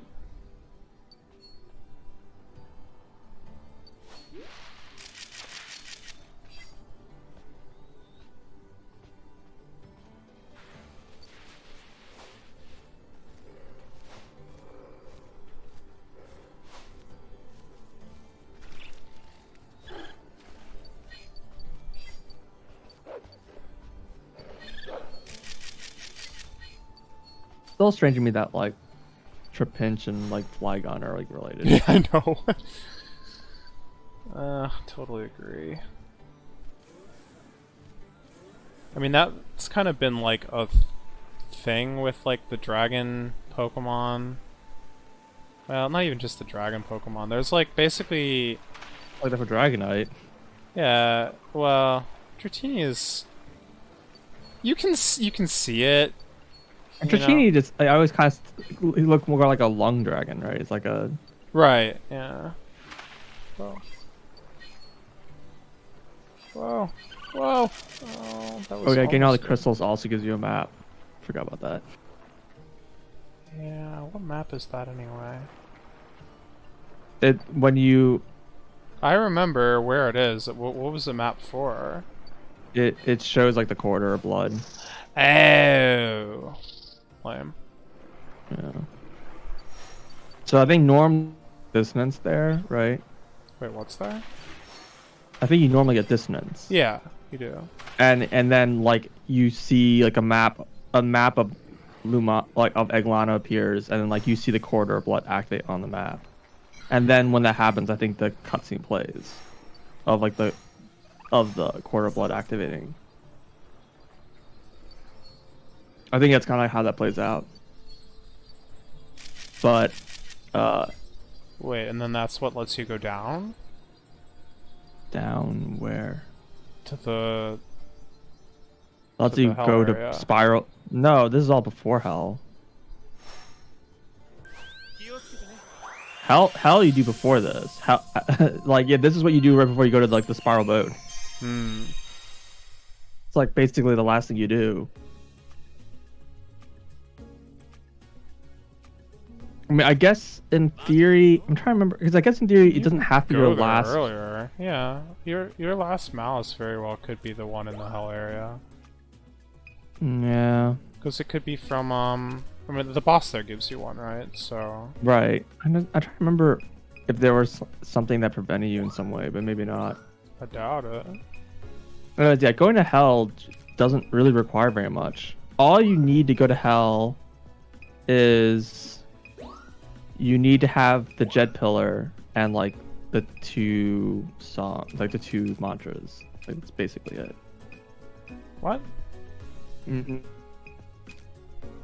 You can direct the Corridor of Blood however you want. So you just need to direct the Corridor of Blood to Hell. Right? I thought there was something stopping you from doing that, but maybe I'm crazy. I don't Wasn't- think so. Wasn't there a thing where, like... It might have been a thing where you had to have gone from like a specific spot, which would be from Fire and Ice. No, Fire and Ice doesn't have a... It has a thing. I don't remember what it was. I think it has entrance to Hell, but maybe it was a Soul Gate entrance to Hell. No, that entrance was later. Yeah. Because So then, yeah, you just take the Corridor of Blood to Hell. You don't. I don't think you have to do anything special. You take the Corridor, but when you go to there, you need to play like a certain mantra, like it's sealed, and you play a certain mantra Oh, that's right. to enter. Yeah, and you get the mantra like from Tamaga or whatever. That shrine I can never remember the name of. Mm-hmm.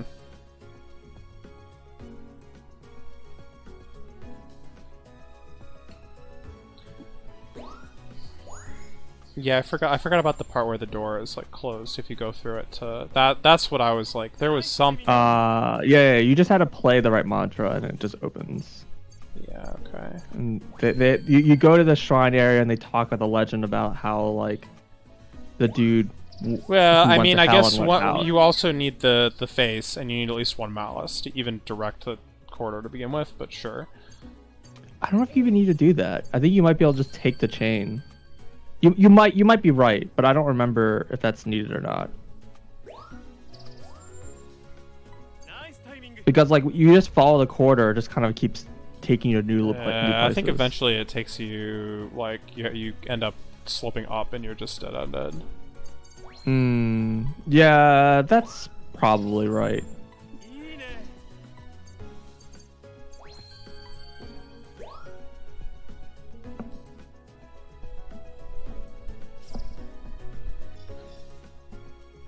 Yeah, the corridor was weird because wasn't it like it remembered its orientation like per like start end point or whatever? Like it was very bizarre because it wasn't like bi-directional, and that like once you left, if you went right back in, it would be didn't really remember. I think the way it worked is when you enter an area, it like sets that area's quarter of blood to have a certain orientation. So when you leave the quarter of blood, that like enters that area and like redirects the quarter of blood. That makes sense. So if you like enter and leave the quarter of blood in like the same way, it like doesn't change. But if you go to the quarter of blood and then go out and then come back into the quarter of blood, the orientation's like different now. Yeah. That's how I remember it. That's what I remember, like, so you can chain around. But Right. I think you're right. I think at a certain point it just slopes upwards and you like you just physically can't traverse it. Mm-hmm. That's kind of what I remember.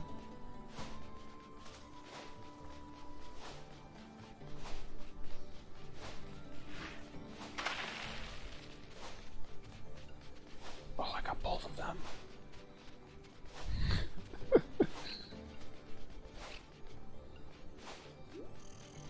Oh shoot. Oh shoot. Oh shoot. I made him mad. There's 3 of them now! What is happening? Just start taking pictures! Nothing is actually going well, but, you know, they're here. It's so zoomed in. Yeah, it was all bad.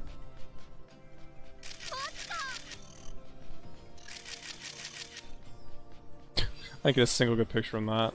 It was hilarious, though. And that's what counts. Did you even intend to get more than one? No! All of a sudden, this other guy from another spot. Like, the 2 of them are falling, and then all of a sudden another one is, like, just shows up.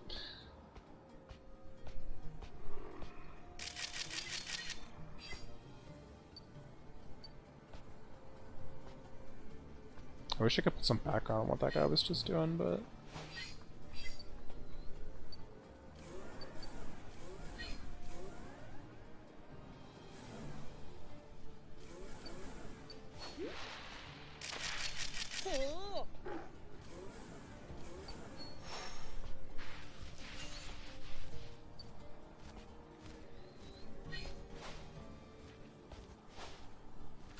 You know, I actually still don't know what this crystal blossom is for.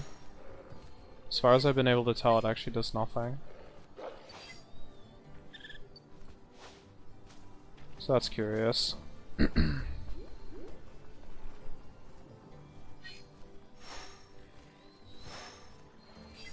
But, whatever. Clearly doesn't do anything I need to know about anymore.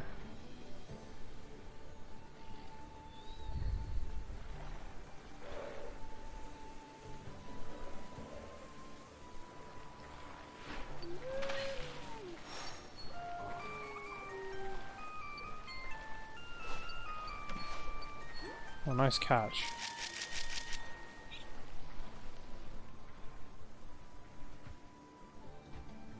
You awakened the beast. Do something cool.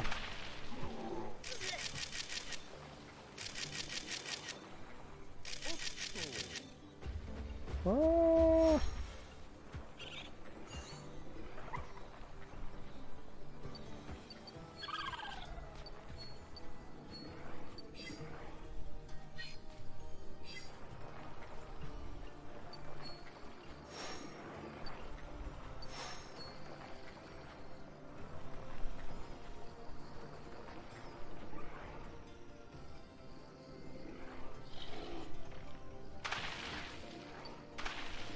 You're crashing there? Dude, I don't understand these meteors. They've got like different sets of locations they can land in. I don't know what it's based on. I think it's random.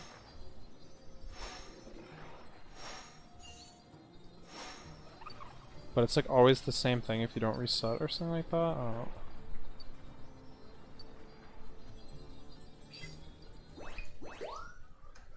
Resetting does weird things in this game. Retrying, I guess I should say. Yeah.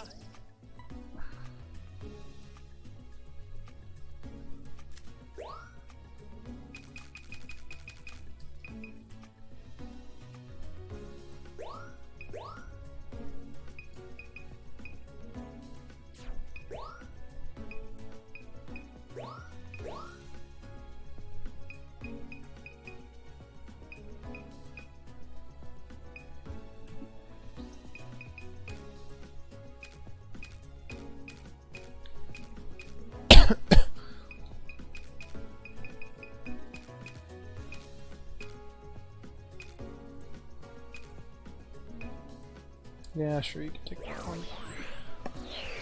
I wonder if you get background for the sandfall here. Because if you do, then this is like decent. God, why can't you get like good pose points with this pose? It's annoying.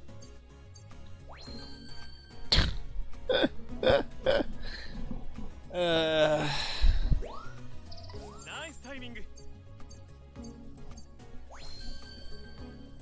I mean, you kind of knew the pictures were gonna be problematic. Yeah.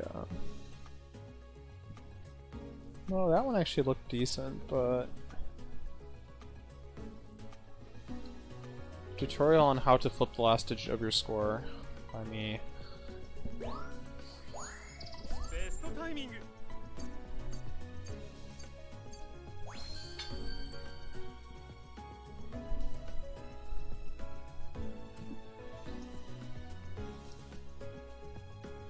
Crap hinge. I don't really know how to improve this picture either. This is like... the direction is just bad, and this is kind of about as... Best timing. Yeah, there's probably another 3-star. It's like better. Ah, no background. Wait, what's the background on this other one?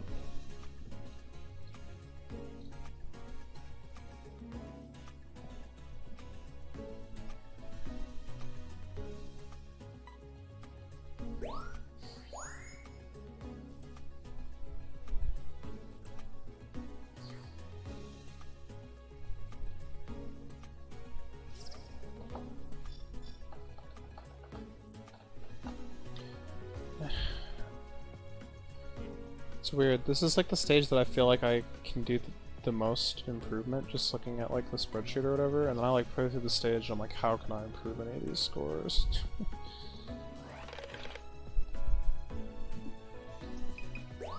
We'll go somewhere else for a change of pace. I don't know where I should go though.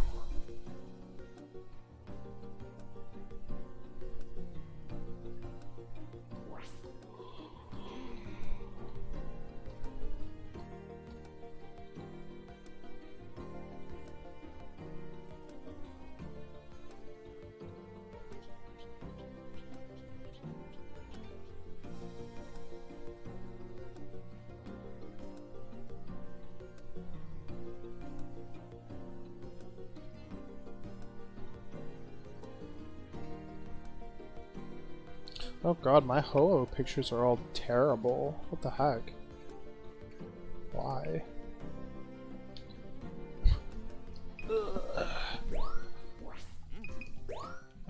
What's my score at now? I think it's like 86.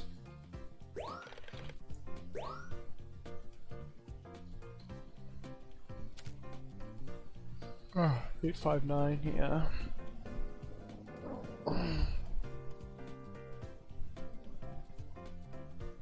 100 points. I would have 86 and I need what? So 16,000 more.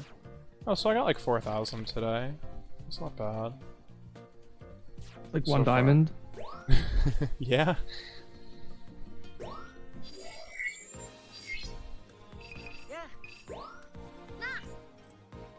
Maybe I can improve my Ho-Ohs or something.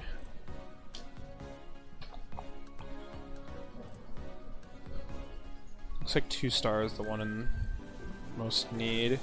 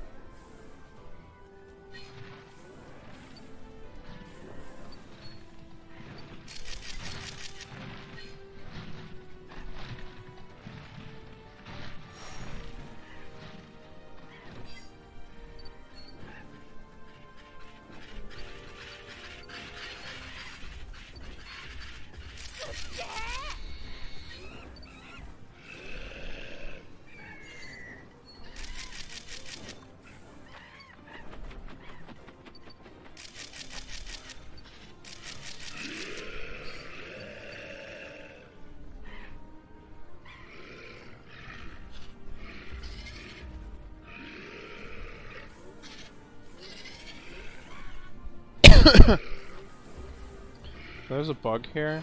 I'm calling it a bug because I think it's a bug. But there's like a branching path here. Yeah. Oh, here we go. If you activate it like before you round the corner or whatever, this Shinx normally like wakes up when you get to him. But if you do that, it doesn't. Like wakes up and moves out of the way. Eventually you just kind of drive right through it because the game doesn't want you to be stuck, but that means is that you can get a really nice picture of it sleeping.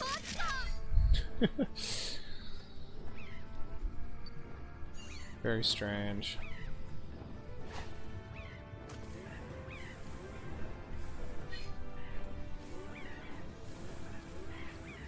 Oh shoot, I like used up all my pictures on garbage. I'm gonna have to like try and take a picture of this Ho-Oh and it's gonna go terribly. Because I'm out of photos. That's a shame.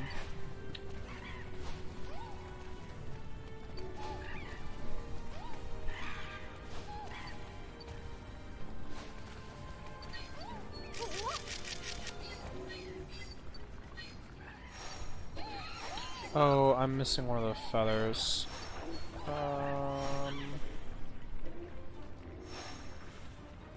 Did that count? I think that counted.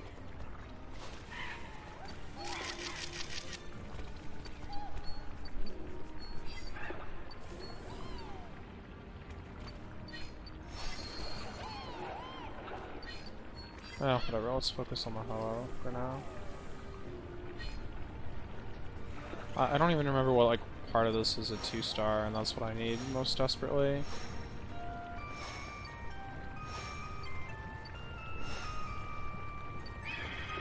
It's definitely not those.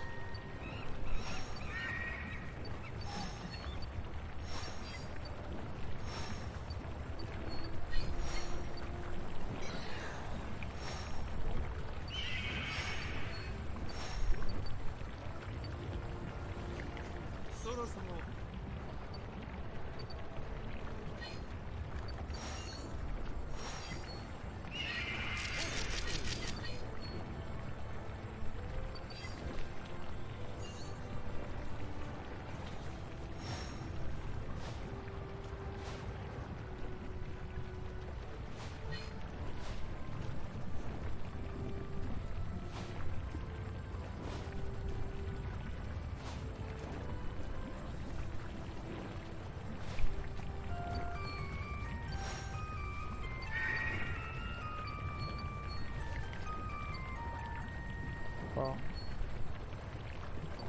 just did like a hacking barrel roll for no discernible reason. Alright, here we go, here we go. 残り枚数がなくなったよ調査はここまでか。 See if I got any 2 stars. どうだった？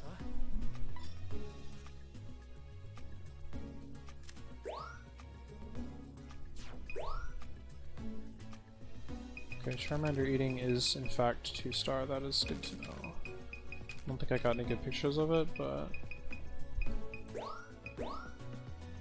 I got no 2 stars.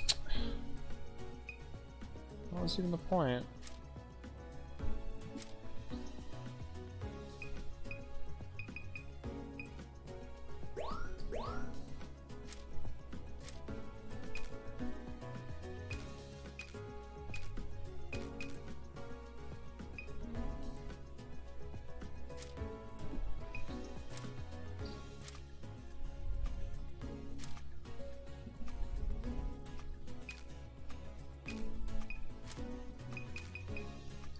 Oh, whatever.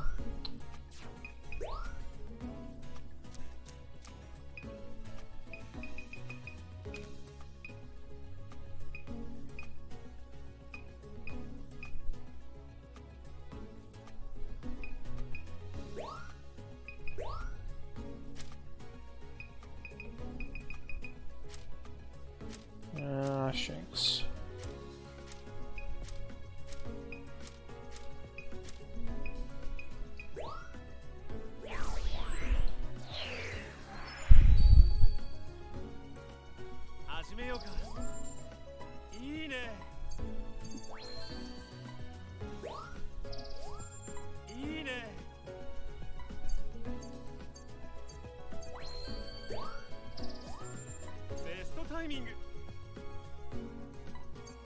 What? I disagree with this on so many levels.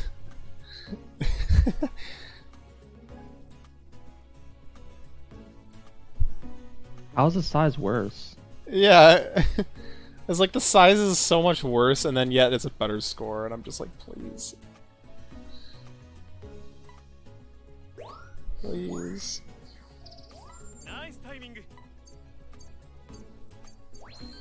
I should have looked at that more carefully, because, oh, that is, because I need to know how to get 2 star. Destroyed. Kind of.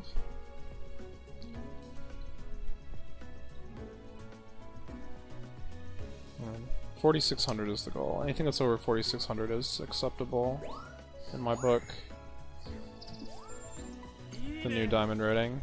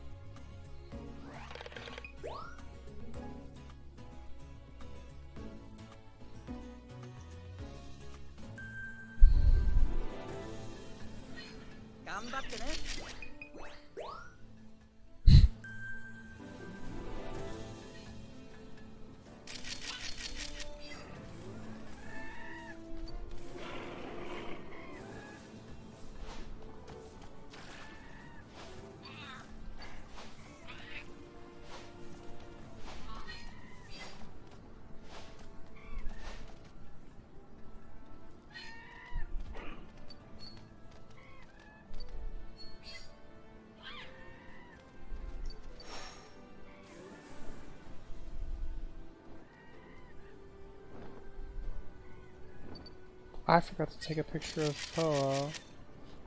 Well...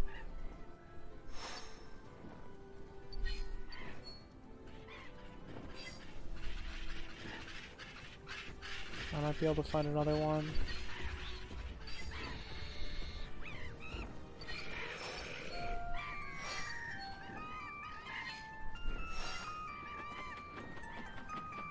I think I would have needed to speed ahead to do that though. I think I've already goofed.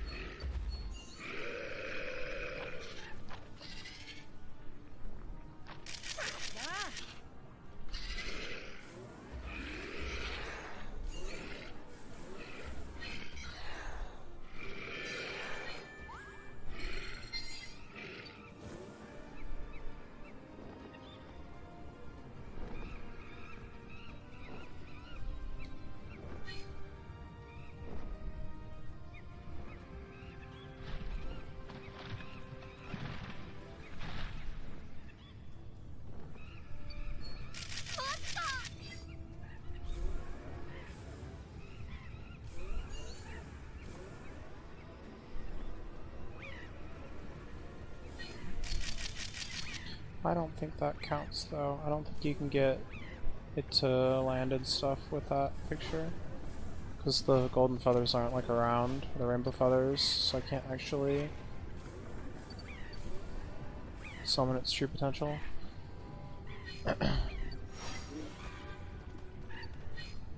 Guess it just means I'm going to be taking a whole bunch of Charmander pictures instead.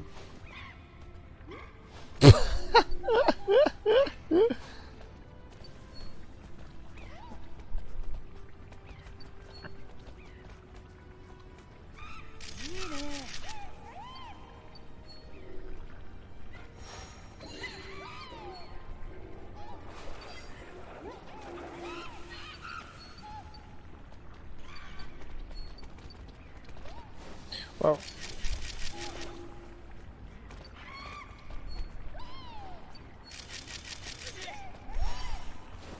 ah, these things are going crazy.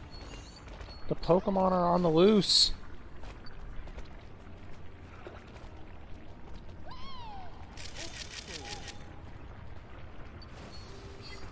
I want to take that picture because I don't have enough film.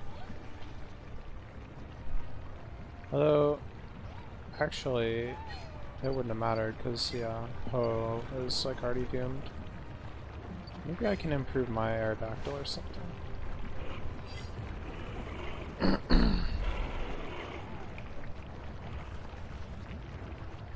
Can do 1 star, 2 star, or 3 star.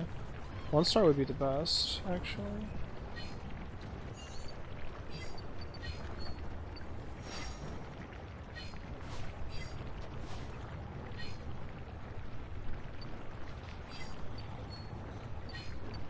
I don't know if this guy has an idle pose though. I might have ruined it by feeding it here.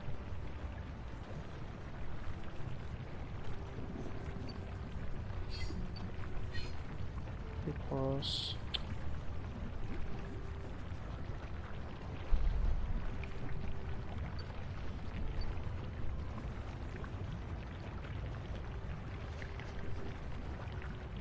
Turn around, bud.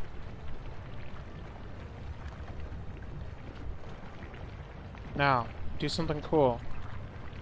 Do something cool. I believe in you.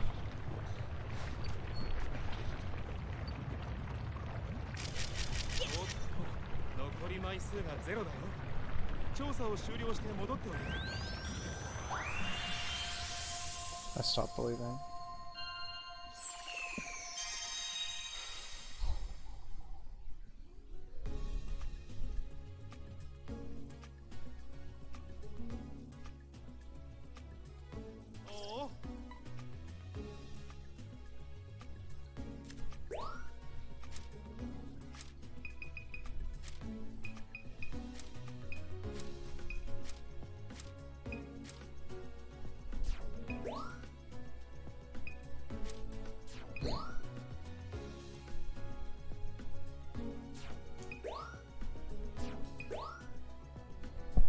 Wait, this is a 3 star?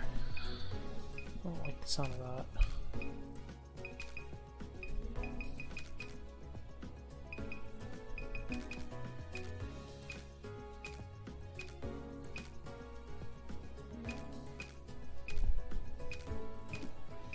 Is that why all these 1 stars are bad? Is because they're supposed to be like something else?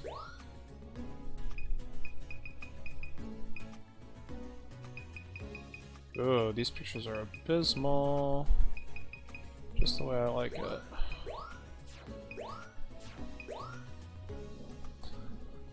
Happy Charmander is 3 star Charmander, that's no good.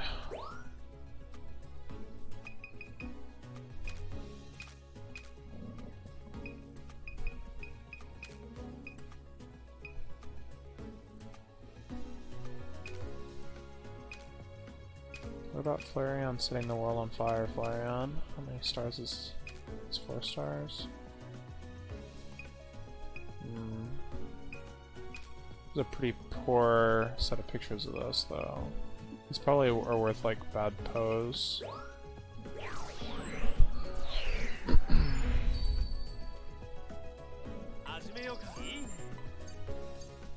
Dang it.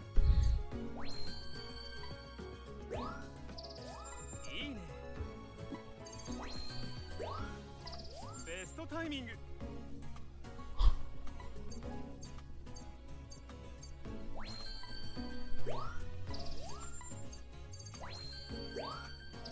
いね。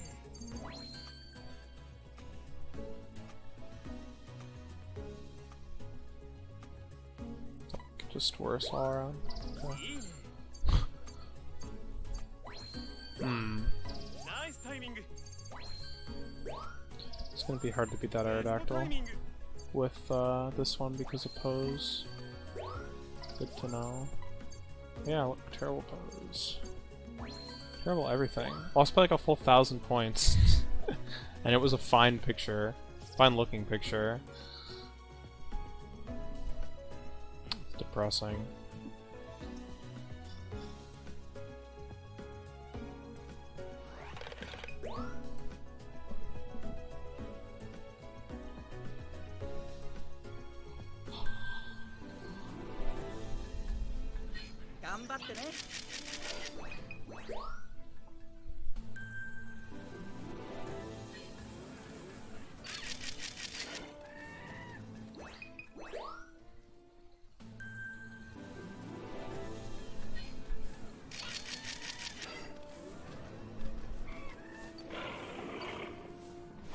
Wait, hold on.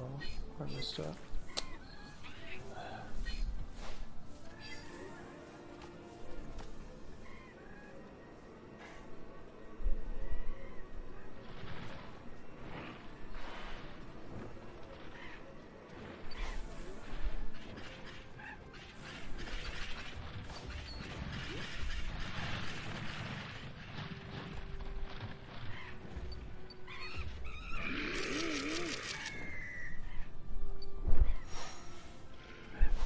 Be mad. Oh, this is one way to go fast.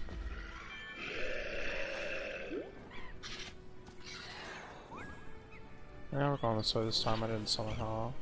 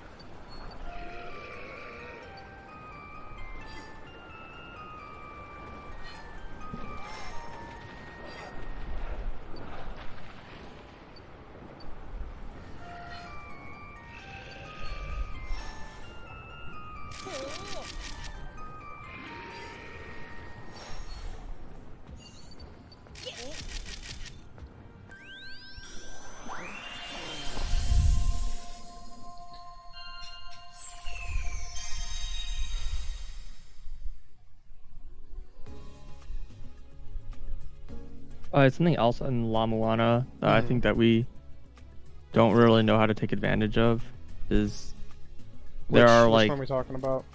I'm not sure. Okay. Definitely the second one, but probably the first one to some extent. Is that I think there were certain software combinations that we didn't know Oh what they no, I did. definitely knew all of what they did at some point, but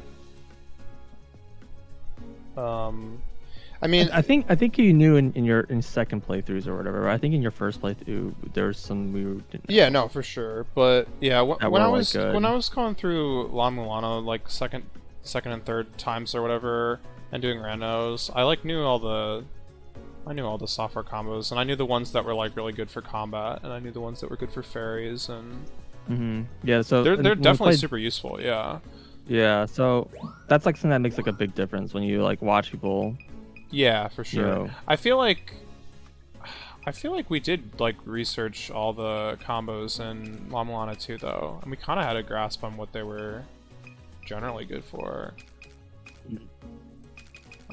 Perhaps. Be right back. Yeah.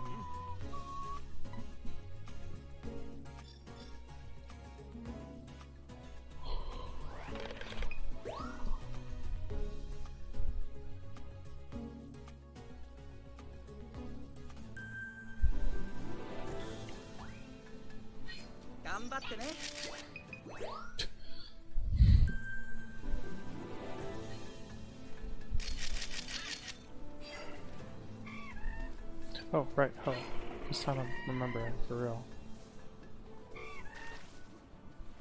At least I thought I was. Where are you at? Did I miss it? How does this happen? It's because I reset. Ah, where are you now? Ugh, heck if I know. Yeah.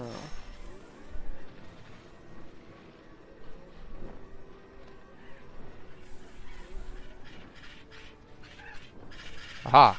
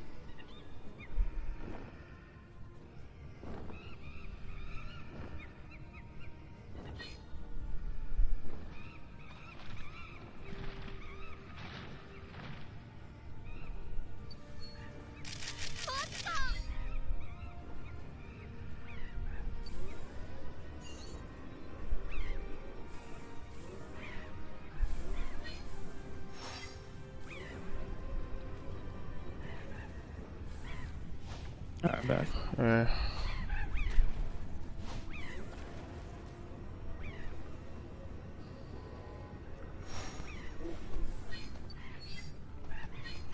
still here in the volcano.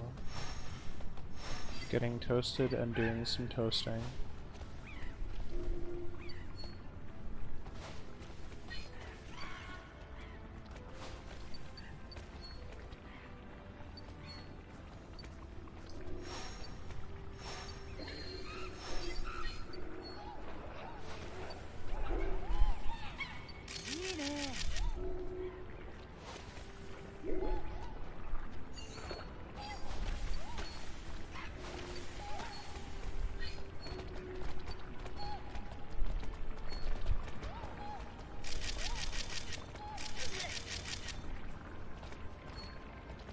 I forget how much like 3D stuff Llama Llama 2 had.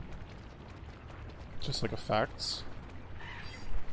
Not just effects, like there were things that actually like were 3D. I don't think that was like a big thing in Llama Llama 1.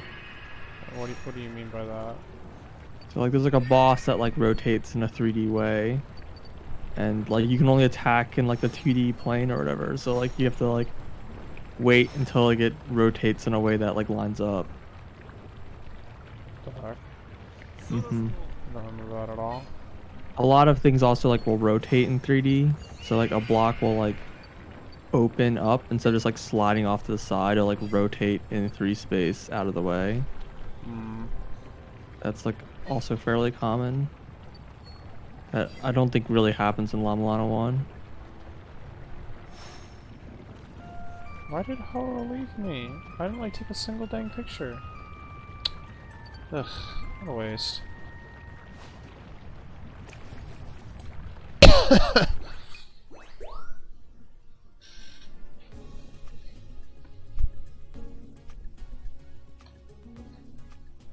Yeah.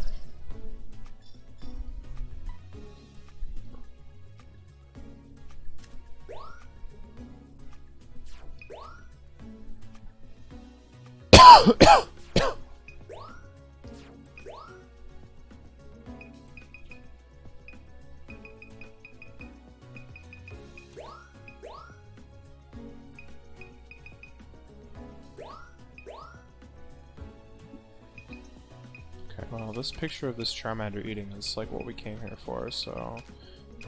Well, kind of. All the Poke friends. Yeah, it's kind of insane.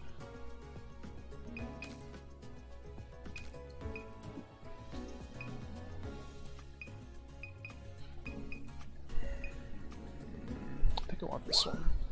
Not gonna matter very much, but... Yes.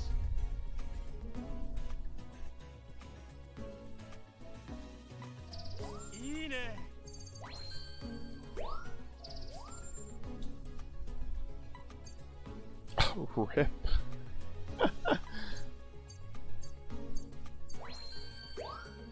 Nice timing.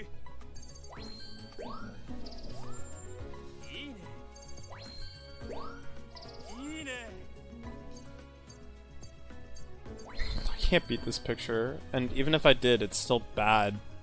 4.1k is really pretty gross. Ugh. It's an improvement, but it's not what I was looking for. I was hoping for like, you know, solid 5k or something. That's what we need.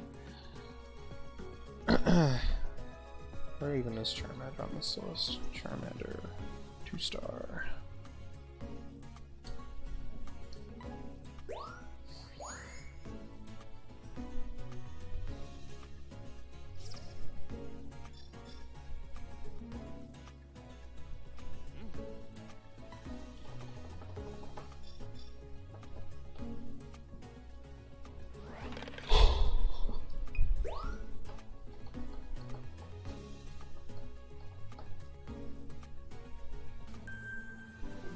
So I forget, did you watch One Outs? No. Okay. We've been watching it. I see. It's pretty entertaining. I thought you've seen that already. Nope. I think I was the one that's watched it. I see.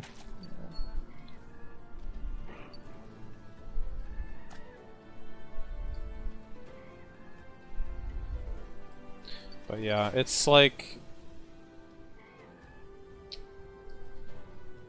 I guess after, you know, the first couple episodes or whatever, the, like, basically the main, I guess, gamble, if you will, is that the main character, the pitcher guy, he pitches in baseball. I guess we should have started there. I mean, I figured that's what the show was about. Okay.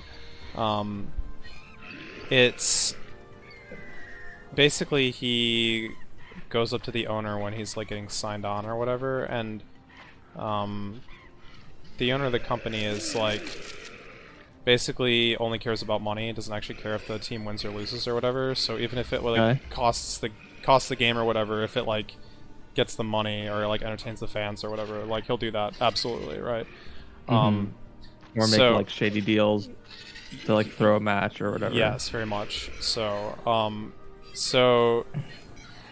this like pitcher guy who came out of like nowhere, that's like basically he's only being recommended by like the star batter because they met in the first couple episodes and some stuff went down, and this batter guy is like, yeah, this guy's like a genius pitcher. Genius being the key word, not necessarily like skilled or whatever. He's just you know, mind games up the butt.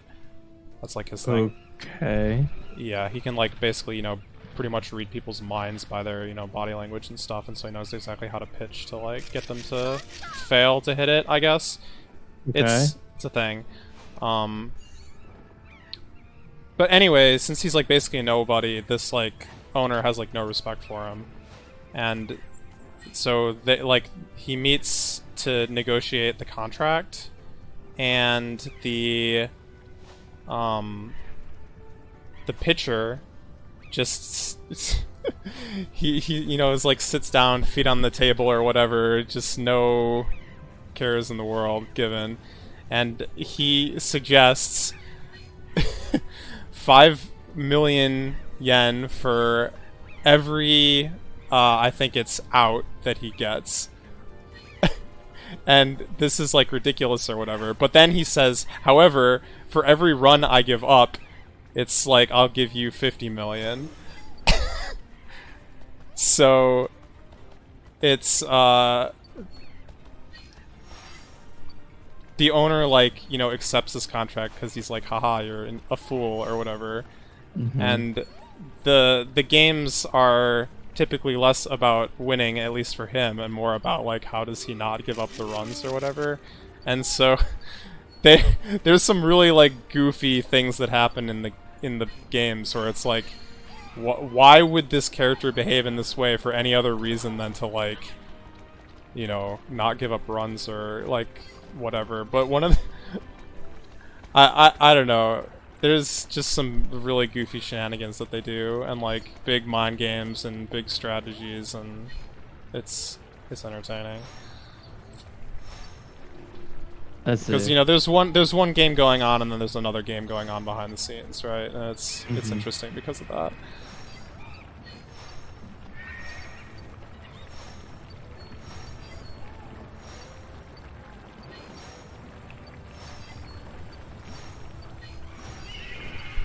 But, you know, he'll do the kind of thing where, like, he'll loudly exclaim, like, a certain thing to, like, reverse psychology, like, the other player that they're playing against to, like, you know, basically make them overcompensate for something, or, like,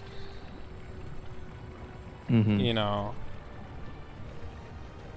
pretend that he can only do, like, you know, that he's only so skilled for a while, and then as soon as they, like, get sucked into that trap, that's when he hits them with like something that they don't expect, and you know, that's typical kind of mind game stuff. But it's yeah,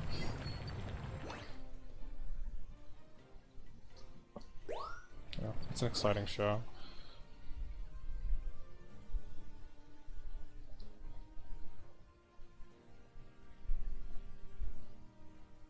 I don't know if I have this like set to quite the right size right now. I guess AMQ is happening. I guess I'll play. But I'll probably keep trying to get pictures of Soho.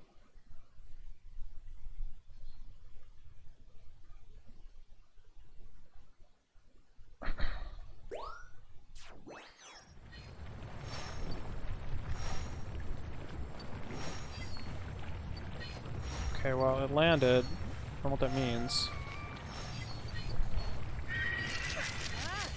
Will it eat? Will it get scanned? Will it get bopped? It got bopped! I bopped the Ho-Oh! It's not pissed at me, though. That's surprising.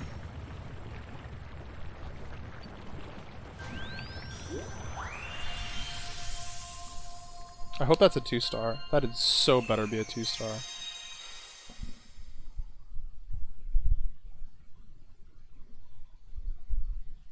One second. Yep. 待ってたよ。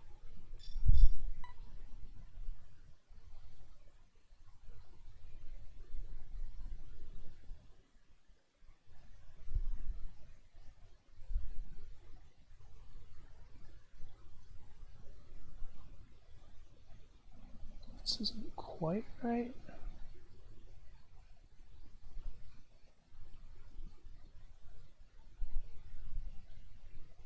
I don't know why it got off, but it's fine.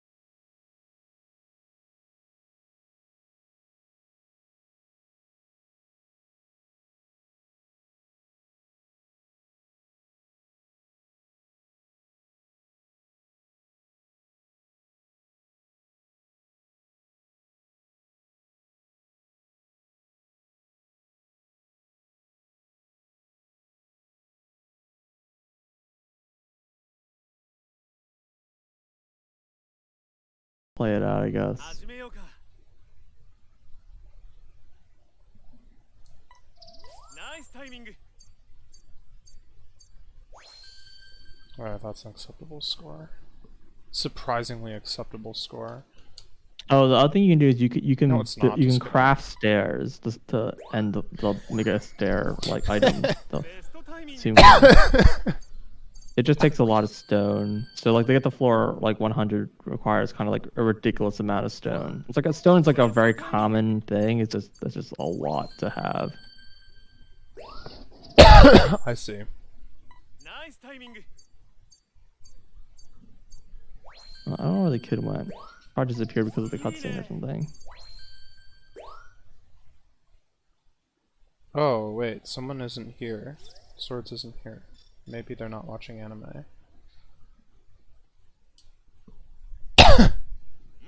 Oh no, Swords is here.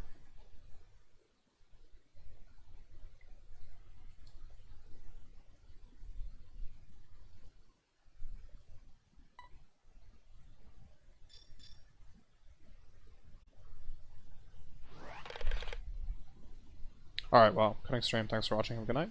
Peace.